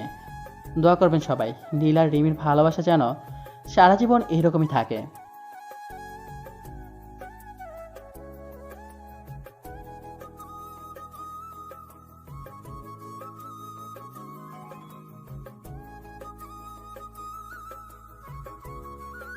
ওই, এটা কি? কি? রাইসার দিকে না দেখে টিভি দেখতে দেখতে বললাম। ওই দিকে তাকিয়ে দেখ, এটা কি? টিভির দিকে তাকিয়ে বলিস আবার কি? চুইংগাম। হঠাৎ করেই টি শার্টের কলার ধরে মুখটা একদম কাছে এনে চোখগুলো বড় বড় করে জানতে চাইলো। রাইসার এই রূপটা আজ নতুন দেখা না, বিয়ের আগে কম দেখলেও এখন মাঝে মাঝেই দেখা হয়। বিশেষ করে যদি কোনো অনিয়ম করি বা তার কথা না শোনে। তবে আজ কী এমন করেছি ঠিক বুঝে উঠতে পারছি না। আজ তো কিছুই করিনি, ভালো ছেলের মতোই বাসায় এসে ফ্রেশ হয়ে খাওয়া দাওয়া করে টিভি দেখতে বসলাম। রাইসার রাগে কথা আর চোখগুলো দেখে আমি ভেতরে ভেতরে শেষ। তারপর রাইসা বলল, চুইংগাম সেটা তো আমি দেখতে পাচ্ছি, এটা তোর প্যাকেটে কেন? কি আজব, চুইংগাম প্যাকেট থাকলে কি আছে? যাও তো, টিভি দেখছি, বিরক্ত করিস না। চুইংগাম দেখে অবাক হলেও এই মুহূর্তে রাইসের সাথে ঝগড়া করার কোনো ইচ্ছেই নেই। সারাদিনের 24টা ঘন্টার মাঝে 360 সেকেন্ডই রাইসের সাথে ঝগড়া করে কাটে। দুজনের ঝগড়ার ভালোবাসা এই নিয়েই চলছে। এই মুহূর্তে আমার প্রিয় ক্রিকেট খেলা চলছে টিভিতে, অন্যদিকে মনোযোগ দেওয়ার কোনো ইচ্ছেই নেই। তখনই রাইসা গিয়ে টিভি বন্ধ করে দিল। তখন আমি বললাম, এই টিভি বন্ধ করলি কেন? আমার প্রিয় খেলাটা চলে যাচ্ছে তো। কিছুক্ষণের মাঝে সব কিছু চুপচাপ হয়ে যায়।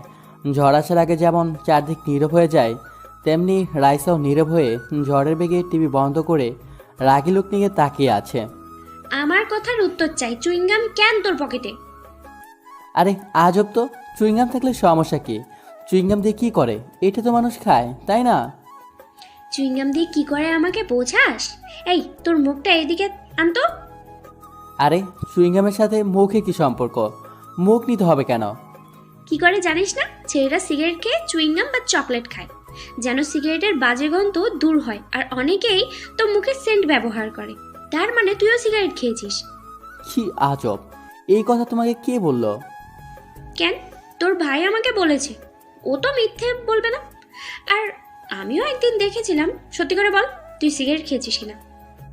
আরে বাবা, মিথ্যা বলার কি আছে? আমি সিগারেট খাইনি। আমি তোরে বেশ ভালো করেই জানি, একদম মিথ্যে বলতে চেষ্টা করবি না। আরে কি মিথ্যা বললাম? তোরা বিশ্বাস হয় না? সিগারেট না খেলে চুইংগাম দিয়ে কি করিস? আরে বন্ধু দিয়েছিল, খাইনি, রেখে দিয়েছিলাম। তোরে কে বিশ্বাস করে? হ্যাঁ কর। রাইসা কিছু বলার সুযোগ না দিয়েই মুখ কাছে এনে বোঝার চেষ্টা করলো সিগারেট খেয়েছে কিনা। অনেকক্ষণ ধরেই চেষ্টা চালিয়ে যেতে থাকলো। রাইসাকে এমনভাবে কাছে পেয়ে সুযোগটা হাতছাড়া করতে চায়নি। এই সুযোগে কপালে চুমু খাওয়ার জন্য যেই না কপালে স্পর্শ করতে যাব, ঠিক তখনই বাধা দিয়ে বসে। তোর ওই সিগারেট খাওয়ার ঠোঁট দিয়ে স্পর্শ করবি না, দূর হয়ে যা। আজকে আমার সাথে তোর কোনো জায়গা নেই, রুম থেকে বেরো। আরে কি করিস? আমি তো সিগারেট খাইনি, বিশ্বাস কর। তোর খবরদার আমার কসম দিবি না। কথায় কথায় আমার কসম দিয়ে মারতে চাচ্ছিস না? তুই আমাকে যেন আরেকবার বিয়ে করতে সুবিধা হয়।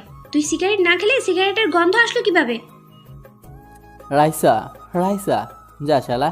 কিছু বলার আগেই রুম থেকে ধাক্কা দিতে দিতে বের করে দিল। এমন একটা মেয়েকে বিয়ে করলাম যে কিছু বলতেও পারে না। এমন দাজ্জাল টাইপের মেয়ে শেষমেশ আমার কপালেই চুটল। কত ইচ্ছে ছিল একটা বউ হবে, রোমান্টিক থাকবে, আর এই তো দেখছি পুরাই বিপরীত। বরকে তুই তুই করে কেউ ডাকে, ঘর থেকেও বের করে দেয়। তখন আমি বললাম, রাইসা এমন করে না, দেখো আব্বু আম্মু শুনলে কি বলবে। আমি সত্যি বলছি, সিগারেট খায়নি। চোখের সামনে থেকে এখন দূর হয়ে যা, নাই তো খুন করে ফেলবো। মাথা গরম হয়ে আছে, কতবার বলবো সিগারেট খাবি না, আর তুই সিগারেট খেয়ে এসেছিস। শালা যত দোষ সব হারামি বন্ধুটার। আদর করে চুইংগামগুলো না দিলে এমন হতো না। সামান্য একটা চুইংগামের জন্য এত কিছু হয়ে যাবে ভাবতেই পারিনি। তখন আমি বললাম, রাইসা দরজা খোলো, ঘুমাবো। সত্যি বললাম তো, সিগারেট খায়নি। তোরে যেতে বলছি, একদম রাগ উঠবে না বলে দিলাম। রাইসার কথা শুনে চুপচাপ চলে আসি। এখন বেশি কথা বলে আরও খবর আছে। আম্মু শুনলে তো রেহাই নেই। তার থেকে চুপচাপ থাকাটাই বেটার। অনেক বলে বোঝাতে পারবো না, অনেক বলেও বোঝাতে পারবো না। এখানে বৃথা চেষ্টা করে লাভ নেই। যে রাগে আর জেদি না করেছে তো করেছে। আজকে রাতে আর ঘরে ঘুমাতে পারবো না। তখন আমি ছোট ভাই সাগরের রুমে গিয়ে বসলাম। সাগর সর, ঘুমাবো। রাইসার কথা মাথা থেকে সরিয়ে ঘুমানোর চিন্তা মাথায় এখন। ঘুমানোর জন্য এখন সাগরের রুমটাই শেষ ভরসা। সাগরের রুমে এসে দেখি শুয়ে শুয়ে গান শুনছে। আমার রুমে কেন? ভাবির রুমে ঘুমাতে দেয় না? আজ আবার কি করলে? পাকনামি করবি না, তোর পড়া নেই? যা পড়তে বস।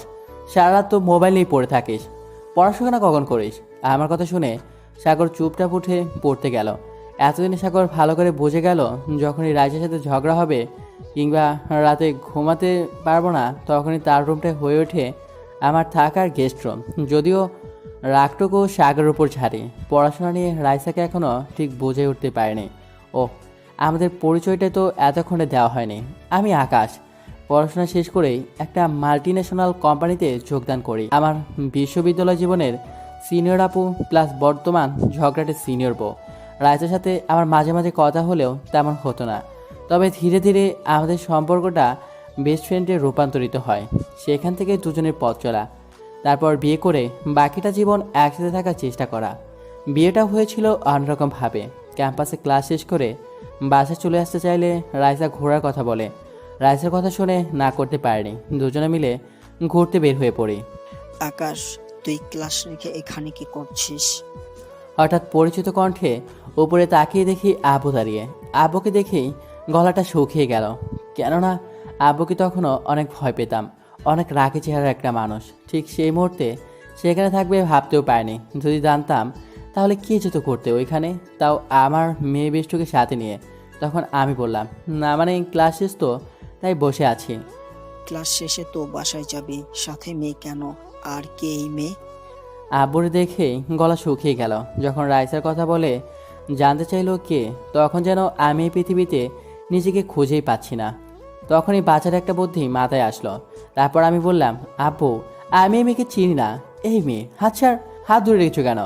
রাইসার দিকে তাকিয়ে এক ঝটকায় হাতটা ছাড়িয়ে নিলাম। রাইসা আমার কথা শুনে চোখ বড় বড় করে তাকিয়ে আছে। অবাক হয়ে যায়। এমন কিছু হবে ভাবতেও পারেনি। তবে অবাক তো আমার হওয়ার বাকি ছিল। আব্বা, আপনার ছেলে আমাকে বিয়ে করেছে। আজকাল বলবে বাসায় এই বলে আমাকে কখনোই আমাদের সাথে দেখা করাতে পর্যন্ত দেয়নি। আজ যখন আপনার দেখা পেয়েছি, আমি কোথাও যাব না, আপনার সাথেই যাব। রাইসা তুই কি বলিস এগুলো?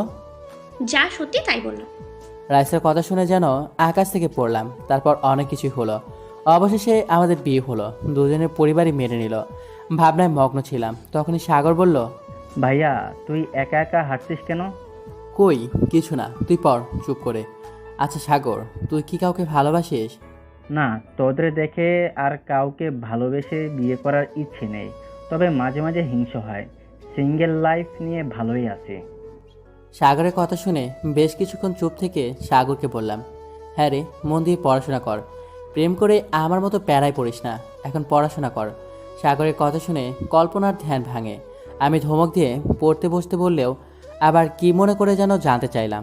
সাগর সোজাসাপটা জানিয়ে দিল সেদিন আমার ওপর প্রতিশোধ নিতে এই কাজ করেছিল। আজও মনে হলে হাসি পায়, আবার দুঃখ হয়। তবে রাইসাকে পেয়ে অনেক খুশি। রাইসাকে বলার জন্য ফেসবুকে লগ ইন করি, যেন ভুলটুকু বুঝতে পারে। যখনই রাইসাকে মেসেজ দিব, তখনই একটা পোস্ট দেখে চোখ আটকে যায়। রাইসা কিছুক্ষণ আগে পোস্ট করেছে, বর্ণামুখ হারামিটা সিগারেট খেয়েছে, আর সিগারেটের বাজে গন্ধ দূর করার জন্য চুইংগাম খেয়েছে। আজ হাতে নাতে ধরা পড়েছে, শাস্তি হিসেবে বাইরে বের করে দিলাম। আর কি করতে পারি? অনেক কমেন্ট পড়তেছে আর লাইক শেয়ার। পোস্টের কমেন্টগুলো দেখতে ভিতরে যাই। অনেকজনেই অনেক কথা বলেছে। সব থেকে হারামি বন্ধু আর ক্যাম্পাসের বন্ধুগুলোও বাদ যায়নি। রিফাতেরও সেখানে কমেন্ট রয়েছে। তবে আপুর কমেন্ট দেখে চোখ কপালে উঠে যায়। সেখানে লেখা ছিল, যেহেতু তুমি হাতের নাতে ধরে ফেলেছো, তাহলে স্বাস্থ্যস্বরূপ শুধু রুম থেকে বের করে দিলেই হবে না, বাসা থেকে ঘাট ধরে বের করে দাও, ওর খাবার বন্ধ করে দাও। ওদের এসব বললে হবে না, শুধু এদের সিগারেট খাওয়ার নেশা ছাড়াতে হবে। আমার মাথায় আরও আইডিয়া আছে, তোমাকে ফোন দিয়ে বলছি। আপুর কমেন্ট পড়েই ভাবতে থাকি, না জানি আবার কি শিখিয়ে দেয়। একদিন মনে আছে দোলাভাই সিগারেট খেয়েছিল, সেটা আপু দেখে ফেলে আর দোলাভাইকে শাস্তি হিসেবে 1 সপ্তাহ বাসার জায়গা দেয়নি, সেই সাথে খাওয়া দাওয়া বন্ধ। রাইসাকে না জানি কি বুদ্ধি দেয়, সিগারেট না খেয়েও দোষী, রুম থেকে বের করে দিল। পরের দিন সকালে ওই ঘুম থেকে ওঠ। কে? চুপ কর হারবি, ঘুমিয়ে আগে স্বপ্নে দেখছিস।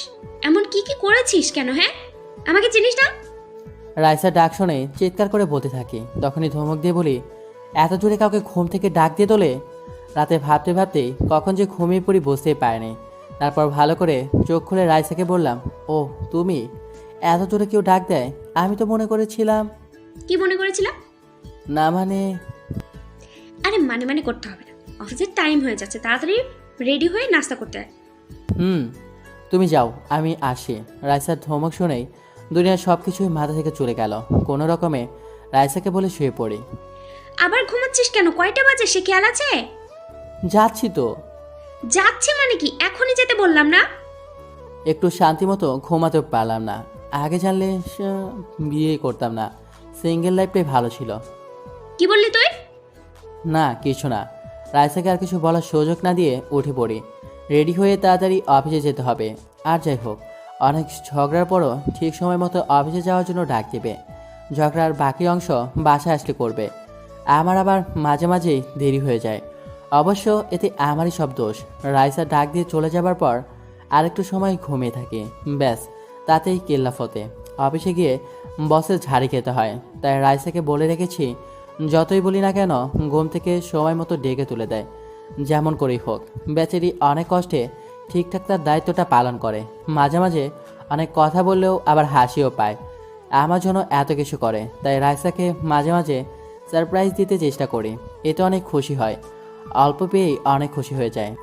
আমার সব কিছুরই খেয়াল রাখে রাইসা। কোন দিন কোন শার্ট পরে যাব, কোন কোট কোন টাই রাইসা নিজের হাতে সাজিয়ে অফিসে পাঠায়। নিজের হাতে টাই পরিয়ে দেওয়া, কোট পরিয়ে দেওয়া, মাথা আঁচড়িয়ে দেওয়া, সব কিছু ভালো লাগে। এখন রাইসার হাতে ছোঁয়া না পেলে যেন এক মুহূর্তেও চলে না। এই শোন। কি? অফিসের সময় হয়ে যেতে তাড়াতাড়ি বের হয়ে যেতেই রাইসা পেছন থেকে ডাক দিল, সাবধানে যাবি, রাস্তায় কোনো মেয়ের দিকে তাকাবি না, বলে দিলাম। আর যদি অফিসের পরে আড্ডা দেওয়ার নাম করে বাজে বাজে জিনিস খাস না, তবে খুব খারাপ হবে। ছি মহারানী, মনে থাকবে আপনার সবগুলো কথা। আপনিও আপনার খেয়াল রাখবেন, একটু সাবধানে থাকবেন। এই তো লক্ষ্মী ছেলে। এখন অফিসে যা, এমনিতেই দেরি হয়ে গেছে। যাচ্ছি। আর কিছু বলবেন? জানি না। একটুতেই অভিমান করে ফেলি, তুই রাখলে অনেক সুন্দর দেখা যায়। এই বলে রাইসাকে কাছে টেনে নিলাম। রাইসাকে কাছে নিয়েই কপালে ভালোবাসার চুমু এঁকে দিলাম। প্রতিদিন অফিসে যাওয়ার সময় রাইসাকে তো আদর করতে হয়। সারাদিন ভালোবাসাটুকুই নাকি এতে জড়িয়ে থাকে। একদিন না দিয়ে চলে গিয়েছিলাম, সে কি অভিমান কার না। সারাদিনের মাঝে কথাই বলেনি, অনেক কষ্টে সে অভিমান ভেঙেছিলাম। তারপর থেকে আর কখনোই মিস হয় না। হয়েছে, চাপা মারতে হবে না। অফিসে কত সুন্দরী মেয়ে থাকতে কি আর আমার কথা মনে পড়ে? যা যা, তাদের সাথেই সারাদিন কথা বলি, সন্ধ্যার আগে বাসায় ফিরলেই হবে। তুই সারা জীবন পাশে থাকলেই হবে, আর কাউকে চাই না, দেখার দরকারও নেই। আমার বাকিটা জীবন না হয় তোর পাশে থেকে কাটবে। যাও যাও, অফিসে যাও। যাচ্ছি। আমার পাওনাটা কে দিবে শুনি? রাইসাকে বলতেই বাকি পাওনাটা দিয়ে দিল। রাইসার কাছ থেকে হাসি মুখে বিদায় নিয়ে অফিসে থেকে রওনা দিলাম। সত্যি এমন ভালোবাসা মানুষ পেয়ে অনেক খুশি।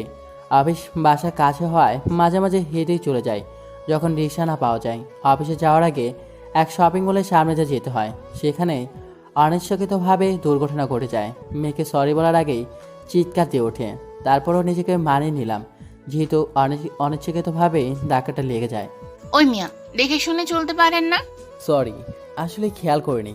ওই মিয়া, কিসের সরি? সরি বললেই সব শেষ?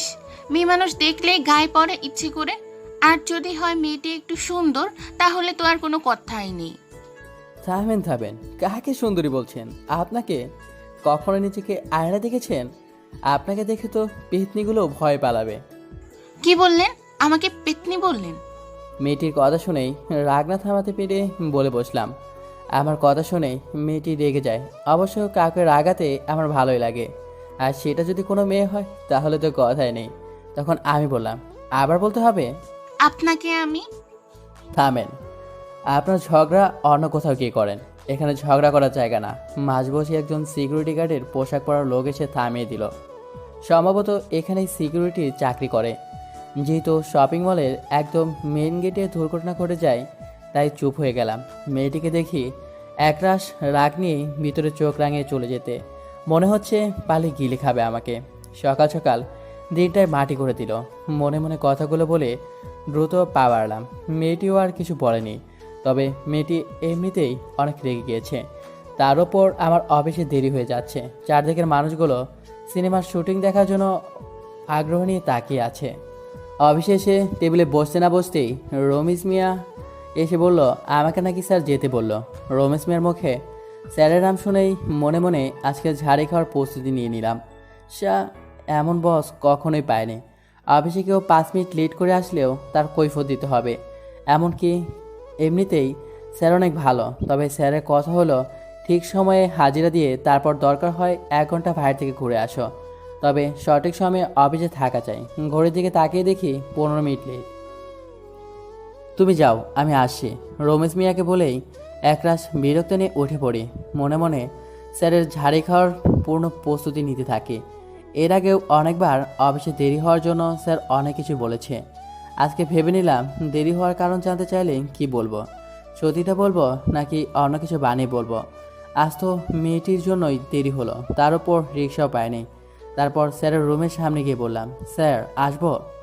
ভাবতে ভাবতেই স্যারের রুমে এসে হাজির। স্যারের দিকে তাকিয়ে দেখি গম্ভীরভাবে বসে আছে। মনে মনে দোয়া পড়তে থাকি, না জানি আজ কপালে কি আছে। আকাশ, বসো বসো। স্যার আমাকে ডেকেছিলেন? অনেকক্ষণ বসে থেকেও যখন দেখলাম স্যার কিছু বলছে না, দেখে জানতে চাইলাম স্যারকে আজ অন্যরকম লাগছে। মনে হচ্ছে কি যেন গভীর চিন্তা ভেবে যাচ্ছেন। হ্যাঁ, এই নাও ফাইলটা। বিকাল 3টার দিকে আমাদের প্রজেক্ট দেখতে আসবে। তুমি যাবে প্রজেক্ট দেখতে। ফাইল দেখে সব কিছু বুঝে নাও। কোথাও না বুঝতে পারলে জানাবে। জি স্যার, আসি। যাও। স্যারের কাছ থেকে হাসি মুখে বিদায় নিয়ে চলে আসলাম। মনে মনে বললাম বেঁচে গেলাম। না জানি আজ কপালে কি আছে ভেবেছিলাম, তবে তেমন কিছু হয়নি। এই প্রজেক্ট সম্পর্কে গতকাল বলেছিল আজ বিকেলবেলায় প্রজেক্ট দেখাতে হবে, তবে কি আসবে জানা হয়নি। স্যারের ভাবসাব দেখে জানতে চায়নি, কথা বললেই আবার কথা পেঁচাবেন। স্যারের রুম থেকে এসে নিজের টেবিলে বসতেই ফোনের প্রিয় রিংটোনটা বেজে উঠল। আমার অনেক প্রিয় গান আর হবেই না কেন, রাইসার প্রিয় গানটা নিজের হাতে সেভ করে দিয়েছে। রাইসার প্রত্যেকটা জিনিসই তো প্রিয়। ফোনের দিকে তাকিয়ে দেখি স্ক্রিনে রাইসার নামটা ভেসে উঠল। হ্যালো জান। ওই রাখ তো জান, এতগুলো ফোন দিলাম ধরলি না কেন? হ্যাঁ, কই ছিলি? সরি, আসলে এসে স্যারের রুমে চলে গিয়েছিলাম, ফোন ড্রয়ারে ছিল। আমাকে ফোন দিয়ে বললি না কেন অফিসে কখন পৌঁছালি? সরি। রাইসাকে অনেক সরি বলে রাগ ভাঙালাম। অফিসে এসেই রাইসাকে ফোন দিয়ে বলতে হয় এসেছি, না হয় অনেক টেনশন করতে থাকে। রাস্তায় কখন আবার কি হয়ে যায় অনেক বলেও এই দুশ্চিন্তা কমাতে পারেনি। আরও ধমক দিয়ে ওঠে যদি কিছু বলি। এই শোন, আজ না একটা কাজ হয়েছে। কি বলো?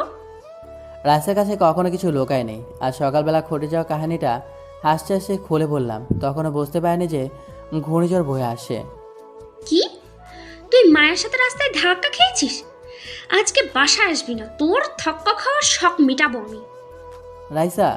রাইসা সব কথা শুনেই তেলে বেগুনে জ্বলে উঠল। অনেকবার ফোন দিলেও আর ফোন রিসিভ করেনি। বুঝতে অসুবিধা হয়নি আজ খারাপই আছে। কেন যে বলতে গেলাম, নিজের বোকামির ফল এখন ভোগ করতে হবে। রাইসাকে সরি লিখে টেস্ট করে অপেক্ষা করতে থাকলাম।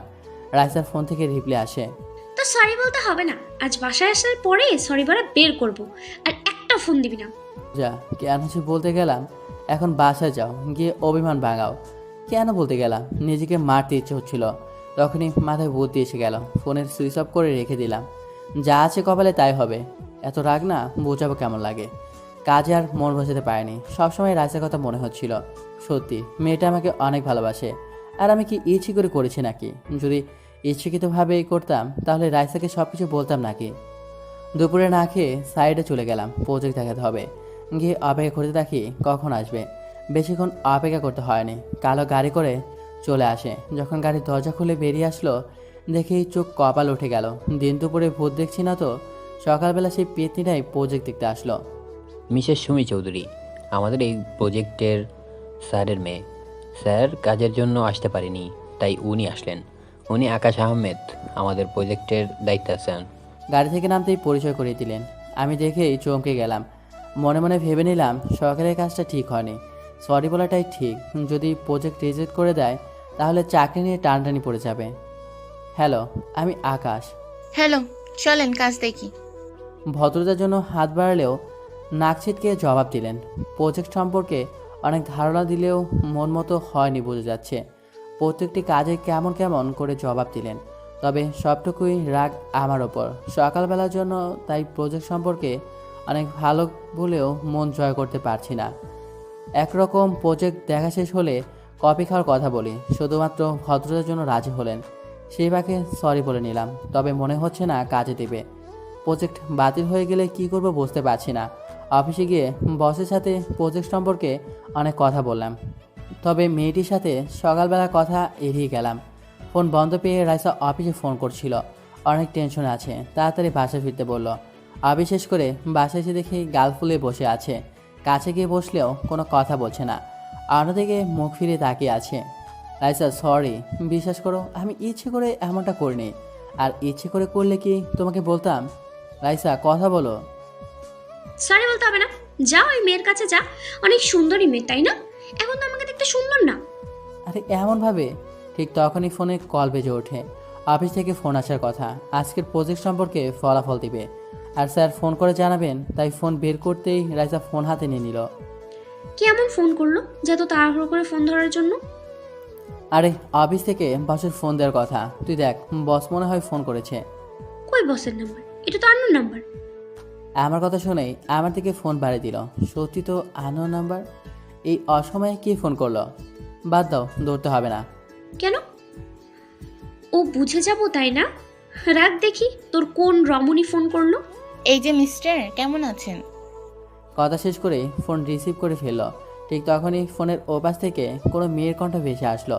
সেটা শুনে রাইসা অগ্নি চোখে আমার দিকে তাকালো। টুস করে ফোনটা কেটে দিল।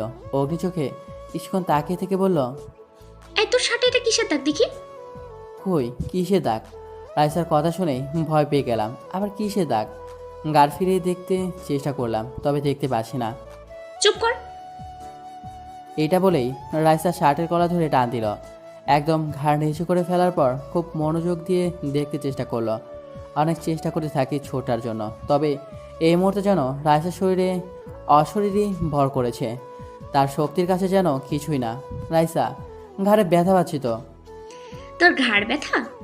আজকে তোর ঘাড় ভেঙে ফেলবো। সত্যি করে বল, অফিসের নাম করে কার সাথে ছিলি? কোন মেয়ের লিপস্টিকের দাগ? একদম বাজে কথা বলবি না। সব সময় বাজে কথা শুনতে শুনতে ভালো লাগে না। রাইসার কথা শুনেই প্রচণ্ড রেগে গিয়ে পড়লাম। রাইসার সাথে যদিও কখনো বাজে ব্যবহার করিনি, তবে আজ রাইসার কথা শুনেই প্রচণ্ড রাগ উঠে গেল। আমি বাজে কথা বলি না। অন্য মেয়ের সাথে বাইরে থাকলে ভালো লাগে, আর এখন বাসায় আসলে আমি বাজে কথা বলি? দেখ, বাজে বকিস না। আমি কারোর সাথে ছিলাম না। কি জন্য এত মিথ্যা সন্দেহ করিস? মিথ্যে সন্দেহ করি? তাহলে কে ফোন করলো আর তোর সাথে লিপস্টিকের দাগ কি করে আসলো? দেখ, আমি জানি না কে ফোন করেছে। রং নাম্বারও তো কল আসতে পারে। রাইসা আমার কথা শুনে প্রচণ্ড জোরে বললেও নিজেকে শান্ত রেখে বোঝাতে চেষ্টা করি। রাইসা এমনিতে অনেক রাগী, আর রাগ উঠে গেলে যেন কি করবে নিজেও বুঝতে পারে না। রং নাম্বারে কল আসলে তোর, তাহলে কোন মেয়ে লিপস্টিকের দাগ দিয়ে গেল? আর লিপস্টিক? রাইসার কথা শুনে তাড়াতাড়ি শার্ট করে ফেললাম। লিপস্টিকের দাগ আসবে কীভাবে? শার্টের মাঝে ভালো করে দেখে খুঁজে পেলাম। সত্যি তো, এত লিপস্টিকের দাগ। একদম ঘাড়ের কাছে। যে কেউ দেখলে মনে করবে যেন কেউ কিস করেছিল। কোনোভাবে ভেবে পাচ্ছিলাম না এখানে লিপস্টিকের দাগ আসলো কী করে। হঠাৎ করে মনে পড়ে গেল অফিসের প্রজেক্ট দেখানোর পর আমরা একসাথে গাড়ি করে ব্যাক করার কথা ছিল, তবে কে জানতো ওই প্রজেক্ট দেখতে যাবে সেই ডাইনি মেয়েটি, যাকে সকাল সকাল পেতনি বলে খেয়ে পেয়েছিলাম। রাগের প্রতিশোধ হিসাবে আমাকে নিয়ে চলে আসে অফিস থেকে অনেক দূর প্রজেক্টে, সেই সাথে প্রজেক্ট দেখে একসাথে আসবো তাই গাড়ি নিয়ে যায়নি। যখন আমাকে ফেলে আসে বসকে জানানোর পর লোকাল বাস করে চলে আসতে বলে। লোকাল বাসে চড়ার সময় অনেক ভিড় ছিল, অনেক ভিড় ঠেলে কোনো রকমে একটু জায়গা করে দাঁড়িয়েছিলাম। আমার পিছনে কয়েকজন সুন্দরী রমণীও দাঁড়িয়েছিল, সম্ভবত কলেজে কিংবা ভার্সিটি পড়ুয়া। প্রচণ্ড ভিড়ের কারণে প্রায়ই শরীরের সাথে স্পর্শ লেগে যাচ্ছিল, যদিও নিজেকে যতটা সম্ভব দূরে সরিয়ে রাখতে চেষ্টা করেছি। হঠাৎ করেই ব্রেক করার কারণে একটি মেয়ে ঠিক ঘাড়ে এসে পড়ে যায়। যদিও মেয়েটি সরে বলেছিল, তবে ভিড়ের জন্য খুব স্বাভাবিকভাবে নিয়েছিলাম। তাহলে সেই তাকে ছিল, আর রাইসা এই জন্য প্রচণ্ড রাগ করে ফেলে, সন্দেহ করে ফেলে। এটা তো স্বাভাবিক, নিজেকে শান্ত রাখতে চেষ্টা করি যতটা সম্ভব। এত চুপ করে কার কথা ভাবিস? কোন রমণী তোর জন্য অপেক্ষায় আছে? রাইসা, বোঝার চেষ্টা করো, আমি সব খুলে বলছি। তুই ঠিক তখনই ফোনে আবার কল বেজে উঠল। হাত বাড়িয়ে ফোন নেওয়ার আগেই রাইসা ফোনটা তুলে নেয়। এই মেয়ে, কে তুই? কেন বারবার ফোন দিচ্ছিস? রাইসা, এমন বাজে ব্যবহার করছো কেন? কি বাজে ব্যবহার করছিস? লজ্জা করে না তোর অন্য মেয়েদের সাথে নষ্টি ফষ্টি করতে? রাইসা, ঠাস।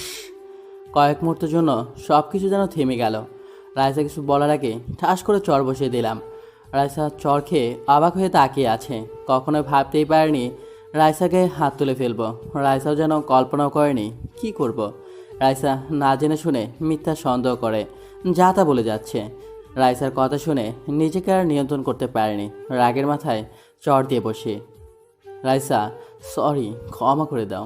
আসলে তোমার কথা শুনে মাথা ঠিক ছিল না, তাই কি করে ফেললাম। আর তুমি তো জানো, তোমাকে ছাড়া অন্য কোনো মেয়ের দিকে চোখ তুলেও তাকাই না।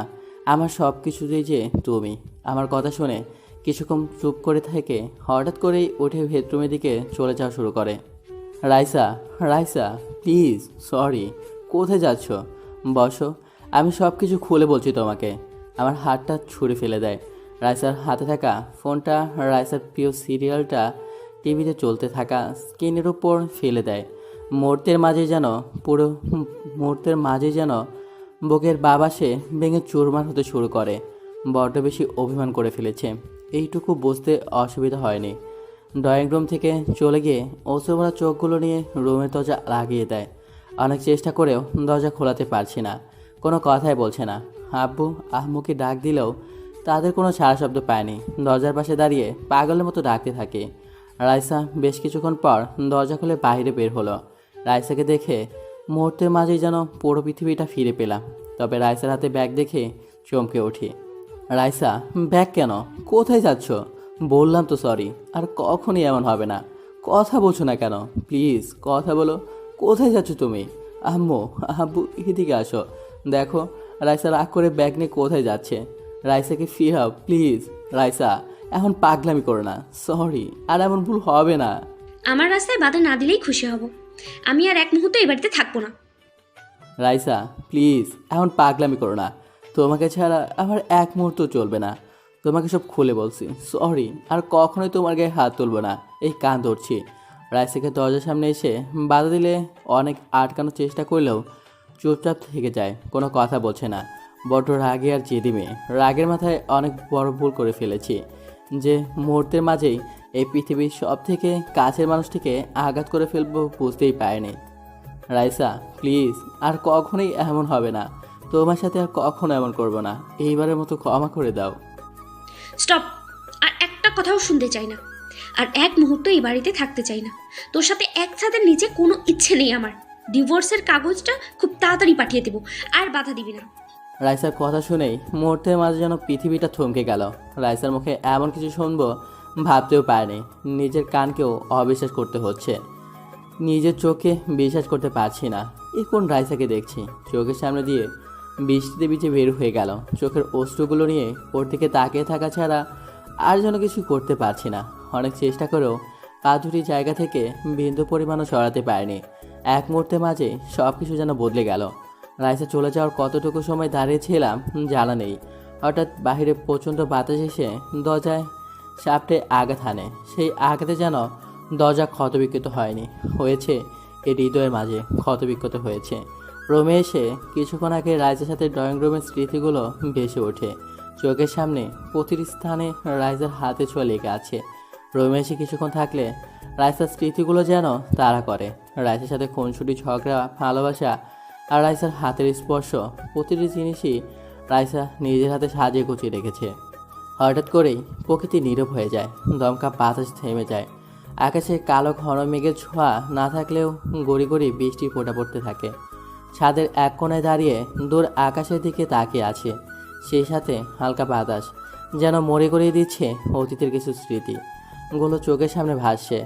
রাইসা আমাকে বিশ্বাস না করেই চলে গেল, একবার বোঝানোর সুযোগও দিল না। রাইসার সাথে কাটানো পুরনো স্মৃতিগুলো ভাবছি, তখনই মুষলধারে বৃষ্টি শুরু হলো। বারান্দায় বসে আছি, বৃষ্টির সাথে দমকা হাওয়া, গড়ি গড়ি বৃষ্টি গায়ে এসে পড়ছে। এভাবে বসে থাকতে থাকতে কখন যে ঘুমিয়ে গেছি মনেই নাই। পরের দিন সকালে ঘুম ভাঙলে বারান্দায় নিজেকে আবিষ্কার করলাম, বাইরে হালকা বাতাস বইছে। কালকে রাতে বৃষ্টিতে শার্ট ভিজে গেছে, এখন হালকা শীতও করছে, তাই ফ্রেশ হয়ে কাপড় চেঞ্জ করে নিলাম। তারপর নিচে নামতে নামতে বললাম, রাইসা নাস্তা দাও। তখন মনে পড়লো কালকে রাগ করে রাইসা তার বাপের বাড়ি চলে গেছে। কি আর করার, রুমে আসলাম। রুমে এসে রাইসাকে ফোন দিলাম। রাইসা, কেমন আছো? ভালো। আপনি কে? আমি কি মানে? নাম্বার দেখো। তুই ফোন দিয়েছিস কেন? তোর প্রেমিকাকে ফোন দে। রাইসা, বেশি হয়ে যাচ্ছে কিন্তু, তাছাড়া ঝগড়া করার কোনো মোড়ই নেই। তোর মুড থাকলে কি আর না থাকলে কি, তুই ফোন কেন দিয়েছিলি সেটা বল। আজ বিকেলে তোমার বাপের বাড়ি থেকে চলে আসবা। বললেই হলো? আমি আর কোনোদিনও তোর বাসায় যাব না। ফোন রাখ। রাইসা, রাইসা, যা, ফোনটা কেটে দিল। আবার ফোন দিলাম, ফোন বন্ধ। কি আর করা, তখন ঘড়ির দিকে তাকিয়ে দেখি 9:30 বেজে গেছে। যা শালা, অফিসের সময় হয়ে গেছে। তাড়াতাড়ি রেডি হয়ে নিলাম, বাড়ি থেকে বের হব। তখনই আম্মু বলল, আকাশ, তাড়াহুড়ো করে কই যাস? নাস্তা করে যা। সময় নাই, দেরি হয়ে গেছে এমনিতেই, যাই এখন বলেই বের হয়ে আসলাম। ধুর, এখন রিক্সাও পাচ্ছি না, তাই হেঁটেই অফিসের দিকে রওনা দিলাম। অফিসে যেতে 20 মিনিট দেরি হয়ে গেছে। এখন বসেরও ঝাড়ি খেতে হবে, ভালো লাগে না। সব রাইসার দোষ, কালকে বাপের বাড়ি চলে গেল। কেন যে চর মারতে গেলাম, এসব মনে মনে বলছি। তখন পিয়ন এসে বলল, বস নাকি তার রুমে যেতে বলেছে। স্যার, আসতে পারি? হ্যাঁ, আসো। জি স্যার, কিছু বলবেন? তো আজ কেন দেরি হলো মিস্টার আকাশ সাহেব? ঘুম থেকে উঠতে দেরি হয়ে গেছে স্যার। কেন, আপনার বউ আজ ডেকে দেয়নি? কি বলবো, দুঃখের কথা স্যার। কেন কেন, কি হয়েছে? স্যার আর বলবেন না, কাল বউ রাগ করে তার বাপের বাড়ি চলে গেছে। আচ্ছা, এই নিন ফাইল, আজ কমপ্লিট করে জমা দিবেন। Okay sir. ফাইল নিয়ে চলে আসলাম, ফাইল কমপ্লিট করে জমা দিলাম। তারপর অফিস থেকে বাসায় চলে আসলাম। বাসায় এসে ফ্রেশ হয়ে খাওয়া দাওয়া করে নিলাম। রুমে এসে রাইসাকে ফোন দিলাম, কিন্তু বন্ধ। ধুর, ফোন দিতে পারবো না। এভাবে কয়েকদিন চলে গেল। এই কয়েকদিন রাইসার ফোন বন্ধ ছিল। শাশুড়িকে ফোন করে কথা বলতে চেয়েছি, কিন্তু মহারানী কথা বলবে না। এদিকে আম্মু বলছে রাইসাকে নিয়ে আসতে, তাই ভাবছি আজ অফিস এসে শ্বশুর বাড়ি যাব। অফিস শেষ করে রাইসা বাসার দিকে রওনা দিলাম। ও বাসায় পৌঁছাতে সন্ধ্যা হয়ে গেল। বাসায় গিয়ে কলিং বেল বাজালাম। শাশুড়ি এসে দরজা খুলে দিল। জামাই বাবাজি যে, কেমন আছো? আলহামদুলিল্লাহ, ভালো আছি। আপনারা কেমন আছেন? আমরাও ভালো আছি। আসো, ভিতরে আসো। তারপর ভিতরে গিয়ে শ্বশুরের সাথে কৌশল বিনিময় করে রুমের দিকে গেলাম। রুমের দরজা খোলাই ছিল। রুমে গিয়ে দেখি রাইসা জানালা দিয়ে বাইরে তাকিয়ে আছে। আমি ধীরে ধীরে গিয়ে রাইসাকে পেছন থেকে জড়িয়ে ধরলাম। জড়িয়ে ধরার সাথে সাথেই কেঁপে উঠল। তখনই রাইসা আমাকে ধাক্কা দিয়ে ছাড়িয়ে নিয়ে ঠাস করে গালে একটা চর বসিয়ে দিল। তুই এখানে? আমি। তুই এখানে এসেছিস কেন? বারে, আমার শ্বশুর বাড়ি আমি আসবো না তো কে আসবে? তুই আসতে পারবি না। বললেই হলো, বাদ দাও। আসার সাথে সাথে গাল লাল করে দিয়েছ, এবার আদর করো। যা এখান থেকে, আদর করতে পারবো না। বলেই রাইসা চলে গেল। শালা কি মাইয়া বিয়ে করছিলাম, সারাদিন ঝগড়া করে আর মারে, একটু আদরও করে না। রাতে খাওয়া দাওয়া করে রুমে এসে শুয়ে আছি। তখন রাইসা রুমে এসে আমার দিকে একবার তাকিয়ে ওয়াশরুমে চলে গেল। ফ্রেশ হয়ে এসে বলতে লাগলো, ওই তুই আমার বিছানায় শুয়ে আছিস কেন? নাম বলছি। বিছানায় শুবো না তো কোথায় শুবো? আমি কি জানি তুই আমার বিছানায় শুবি না, আর তুই এখানে আসছিস কেন? আসার সাথে সাথে কি শুরু করেছো? হ্যাঁ, বলেই রাইসাকে টান দিয়ে বুকে জড়িয়ে নিলাম। ছাড় হারামি, আমাকে জড়িয়ে ধরছিস কেন? তোর প্রেমিকাকে কি জড়িয়ে ধরগা? রাইসা, তুমি কিন্তু বেশি বাড়াবাড়ি করছো। কি আমি? উম, উম, রাইসাকে আর কিছু বলার সুযোগ না দিয়েই চার ঠোঁট এক করে নিয়েছি। রাইসা ছাড়ানোর চেষ্টা করছে কিন্তু পারছে না। কিছুক্ষণ পর ছেড়ে দিলাম। রাইসাকে ছেড়ে দিতেই বুকে কিল ঘুষি দিতে লাগলো। হারামি, তোর সাহস কি করে হলো? বারে, বউকে কিস করতে সাহস লাগে নাকি? যা এখান থেকে। না, যাব না, ঠোঁট খাবো গো বউ। বলেই আবার রাইসাকে বুকের উপর ফেলে ওষ্ঠদয় এক করে নিলাম। এবার রাইসা জোর করে ছাড়িয়ে আমাকে একটানে বিছানা থেকে ফেলে দিল। ও মারে, আমার কোমর গেল রে। এই বলে যে চিৎকার দিব তখনই রাইসা মুখ চেপে ধরে বলতে লাগলো, ষাঁড়ের মতো চেঁচামেচি করছিস কেন? তুমি আমাকে বিছানা থেকে ফেলে দিলে কেন? ভালো করেছি। আমাকে একটু উঠতে সাহায্য করো না। পারবো না। এই বলে রাইসা বিছানায় গিয়ে শুয়ে পড়লো। আমি ফ্লোর থেকে উঠে দেখি রাইসা বিছানার মাঝখানে কোলবালিশ দিয়ে রেখেছে। বিছানায় শুয়ে যেই না কোলবালিশটা সরাবো, এই কোলবালি সেখান থেকে সরিয়েছিস তো তোর খবর আছে। কি আর করার, ঘুমিয়ে পড়লাম। সকালে ঘুম থেকে উঠে ফ্রেশ হয়ে ফোন টিপছি, তখন রাইসা আসলো। রাইসা, আজ চলে যাব। তো যাও, আমাকে বলছো কেন? তুমিও যাবে? কখনো না। বেশি কথা বলতে পারবো না, তুমি যাবে এটাই শেষ কথা। তারপর নিচে আসলাম। নিচে এসে দেখি টেবিলে নানা পদের খাবার, একমাত্র মেয়ে জামাই বলে কথা। তারপর খাওয়া দাওয়া করে নিলাম। বিকেলে বাসায় চলে আসলাম। বাসায় এসে রুমে শুয়ে আছি, কিন্তু সময় যাচ্ছে না। তাই ভাবলাম কোথা থেকে ঘুরে আসি। তাই রাফিকে ফোন দিয়ে আসতে বললাম। বাসা থেকে বের হয়ে রহিম সাদার দোকানে বসে আছি। কিছুক্ষণ পর রাফি আসলো। আসতে তো দেরি হলো। কই দেরি হয়েছে তা বল, আজ কি মনে করে? তোর বউ তো কারোর সাথে আড্ডায় দিতে দেয় না। দূর, আর বলিস না। চল, অনেকদিন হলো ঘোরাঘুরি হয় না, আজ কোথাও থেকে ঘুরে আসি। চল। তারপর দুই বন্ধু মিলে ঘুরতে গেলাম। ঘোরা শেষ করে রেস্টুরেন্টে রাতের খাবার খেয়ে বাসা থেকে রওনা দিলাম। কিছুক্ষণ পর বাসায় আসলাম। এসে কলিং বেল বাজানোর একটু পর আম্মু এসে দরজা খুলে দিল। কোথায় গিয়েছিলি? ফিরতে এত দেরি হলো যে? একটু ঘুরতে গিয়েছিলাম। আচ্ছা, ফ্রেশ হয়ে আয়, খাবার দিচ্ছি। না, বাইরে থেকে খেয়ে এসেছি। রাইসা কই? রায়সা বলল ওর ভালো লাগছে না, মনে হয় ঘুমিয়ে গেছে। আচ্ছা, রুমে গিয়ে ফ্রেশ হয়ে নিলাম। রাইসা মনে হয় ঘুমিয়ে গেছে। বাচ্চা গেল, শুয়ে পড়লাম। তখনই রাইসা আমার উপর উঠে গলা চেপে ধরলো। এতক্ষণ কই ছিলি? এত রাতে বাড়ি আসলি কেন? রাইসা গলা ছেড়ে দিল। এবার বল। রাফির সাথে ছিলাম, ঘুরতে গিয়েছিলাম। ঘুরতে গিয়েছিলি নাকি ওই সব ছাইপাস খেতে গিয়েছিলি? সিগারেট খেয়েছিস? সত্যি ঘুরতে গিয়েছিলাম, ওসব খাইনি। বিশেষ হয় না। এই যে তোমার মাথা ছুঁয়ে বলছি, কিছু খাইনি। হাত ছড়া মাথা থেকে। আমি যেন তাড়াতাড়ি মরে যাই তাই তুই নতুন করে বিয়ে করার ফান্দা করছিস, তাই না? না, এসব কি বলো? তুমি তো আমার একমাত্র সিনিয়র ঝগড়াটে বউ। কি বললি? কিছু না, এবার মাথাটা বুকের ওপর থেকে নামাও, বুক ব্যথা করছে। রাইসা আমার বুকের ওপর থেকে নেমে বুকে মাথা রেখে শুয়ে পড়লো। আচ্ছা, একটা কথা বলো তো। কি বল? সবাই তাদের স্বামীদের কি সুন্দর করে তুমি আপনি বলে ডাকে, আর তুমি তুই করে বলো কেন? আমার ইচ্ছা। এবার ঘুমা, কাল অফিসে যেতে হবে তোর। একটু মাথাটা টিপে দাও। দিচ্ছি। রাইসা মাথা টিপে দিচ্ছে। কখন যে ঘুমিয়ে গেছি মনেই নেই। পরদিন সকালে ঘুম থেকে উঠে ফ্রেশ হয়ে খাওয়া দাওয়া করে অফিসে গেলাম। গতকাল অফিসে আসি নাই, তাই যাওয়ার সাথে সাথে বসের ডাক।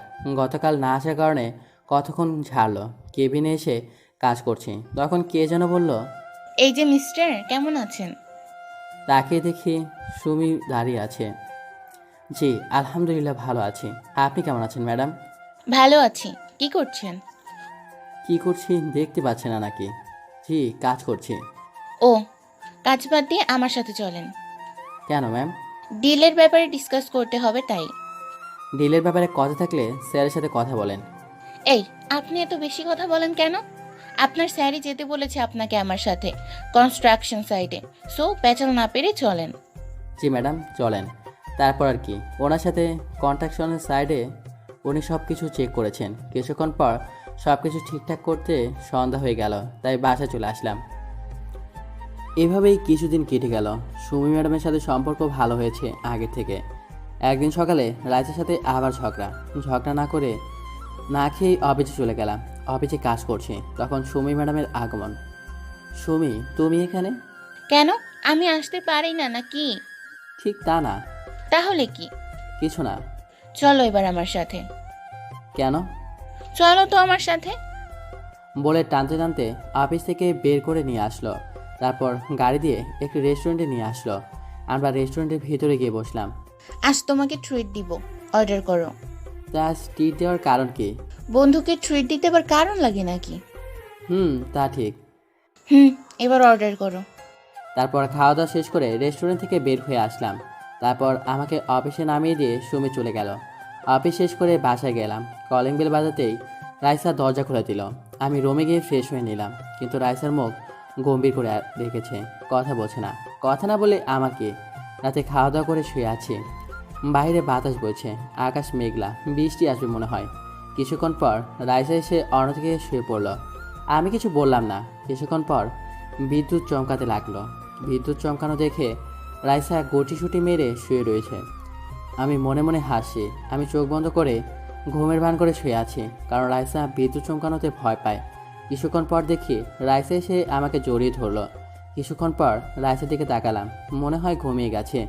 ওর ঘুমন্ত চেহারা খুব মায়াবী লাগছে। ওর গোলাপি ঠোঁটদ্বয় কেমন যেন আকৃষ্ট করছে। ওর ঠোঁটদ্বয় এক করে নিলাম। কিছুক্ষণ পর দেখি রাইসাও রেসপন্স করছে। তারপর কারেন্ট চলে গেল। পরের দিন সকালে যখন ঘুম ভাঙে তখন দেখি রাইসা আয়নার সামনে দাঁড়িয়ে ওর চুলগুলো মুছতেছে। আমি গিয়ে রাইসাকে পেছন থেকে জড়িয়ে ধরলাম। কি করছো, ছাড়ো। না, ছাড়বো না বলে ওর চুলে মুখ ডুবিয়ে দিলাম। ছাড়ো বলছি। যাও গোসল করে আসো, তোমার অফিসে দেরি হয়ে যাবে। উফ, তার আগে একটা কিস দাও। রাইসাকে আমার দিকে ঘুরিয়ে যেই না রাইসাকে কিস করতে যাব তখনই আম্মু তুমি? কুই আম্মু? রাইসাকে ছেড়ে দিয়ে ওকে ছেড়ে দিতেই ধরে নিচে চলে গেল। তারপর ফ্রেশ হয়ে খাওয়া দাওয়া করে অফিসে চলে গেলাম। কিছুদিন পর রাতে খাওয়ার টেবিলে আব্বু বলল, আকাশ, আমরা কিছুদিনের জন্য গ্রামের বাড়ি যাব। কিন্তু আমার তো অফিস আছে। তোকে যেতে কে বলেছে? কাল আমাদের বাস স্ট্যান্ডে নামিয়ে দিয়ে আসবি। আচ্ছা, রাইসাও কি যাবে? না, ওকে যেতে বললাম, কিন্তু ও যাবে না। ও। তারপর খাওয়া দাওয়া শেষ করে রুমে গিয়ে ঘুমিয়ে পড়লাম। পরের দিন সকালে আব্বা ও সাগরকে বাস স্টেশনে থেকে বাসে উঠিয়ে দিলাম। তারপর বাসায় এসে অফিসে গেলাম। যাওয়ার সময় রাইসা তাড়াতাড়ি আসতে বলল, তাড়াতাড়ি বাসায় ফিরতে। কিন্তু অফিসে এসে একটা কারণে বাসায় আসতে আসতে রাত 12টা বেজে যায়। রুমে যেতেই রাইসা, আজ এত দেরি করলা কেন? নিশ্চয়ই বন্ধুদের সাথে পার্টি করেছিলা? আজ অনেক মজা হয়েছে। তাহলে নিশ্চয়ই তোর গার্লফ্রেন্ডও ছিল এখানে? হ্যাঁ, আমার সকল এক্স গার্লফ্রেন্ড ছিল। এটা বলাতে রাইসা ঠাস করে চর বসিয়ে দিয়ে বলতে লাগলো, আকাশ, আমি ভাবতাম তুই আমার সাথে মজা করার জন্য এমনটা দেরি করে আসিস, কিন্তু না, তুই একটা খারাপ মানুষ। তুই স্বামী হওয়ার যোগ্যই না। আমি আর কিছু না বলে হাতে থাকা প্যাকেটটা ছুঁড়ে ফেলে দিয়ে বাসা থেকে বাইরে চলে আসলাম। বাসার পাশে দোকান থেকে সিগারেট নিয়ে ছাদে চলে আসলাম। অন্যদিকে রাইসা চোখ যায় আমার আনা প্যাকেটটার দিকে। রাইসা প্যাকেট খুলে দেখে বার্থডে কেক। আজ রাইসার জন্মদিন, তাই বাসায় আসতে দেরি হয়েছে। কেক দেখে রাইসা তার ভুল বুঝতে পারলো। রাইসা আমাকে ফোন দিতে লাগলো, কিন্তু আমার ফোন বন্ধ। আমি এক মনে সিগারেট টানছি, হঠাৎ রাইসা এসে সিগারেটটা নিয়ে ফেলে দিল। সরি, আর এমন করবো না, প্লিজ ক্ষমা করে দাও, আর কোনোদিন কিচ্ছু বলবো না। সত্যি তো? রাইসাকে জড়িয়ে নিলাম। কিছুদিন পর রাইসা অসুস্থ হয়ে পড়ে। ওকে নিয়ে হাসপাতালে নিয়ে যাওয়া হয়। এখন ডাক্তারের সামনে বসে আছি। আপনি পেশেন্টের কি হন? জি, হাজবেন্ড। আপনার জন্য একটা খুশির খবর আছে, আপনি বাবা হতে চলেছেন। সত্যি? হুম। তারপর রাইসাকে নিয়ে বাসায় আসা হয়। রাতে ছাদে গিয়ে দেখি রাইসা দোলনায় বসে আছে। আমি ওর পাশে গিয়ে বসলাম। কি, মন খারাপ? না, আমার মনে হয় কিছুদিন বাবার বাসায় যাওয়া উচিত। কিছুদিন যাবত আমার শরীরটাও না ভালো লাগছে না। বাবার বাড়ি যাবে? কিন্তু আমি তো যেতে দিব না। তুমি তো সারাদিন অফিসে কাজ নিয়ে পড়ে থাকো। কে বললো? কাজ তো করতে হবে। কাজের জায়গায় কাজ, কিন্তু বইয়ের জায়গায়। তাই শোনো, রাজা রানী কখনো আলাদা থাকে না। আবার তাদের মাঝে যদি রাজকুমার বা রাজকুমারী আসে তাহলে তো কথাই নেই। মানে? তুমি যা ভাবছো তাই। রাইসা আমাকে জড়িয়ে ধরে কাঁধে মাথা রাখলো। তুমি এভাবেই প্রতিটি রজনীতে আমার পাশে থাকবে তো? এইভাবেই চলুক না ওদের এই ভালোবাসার সংসার।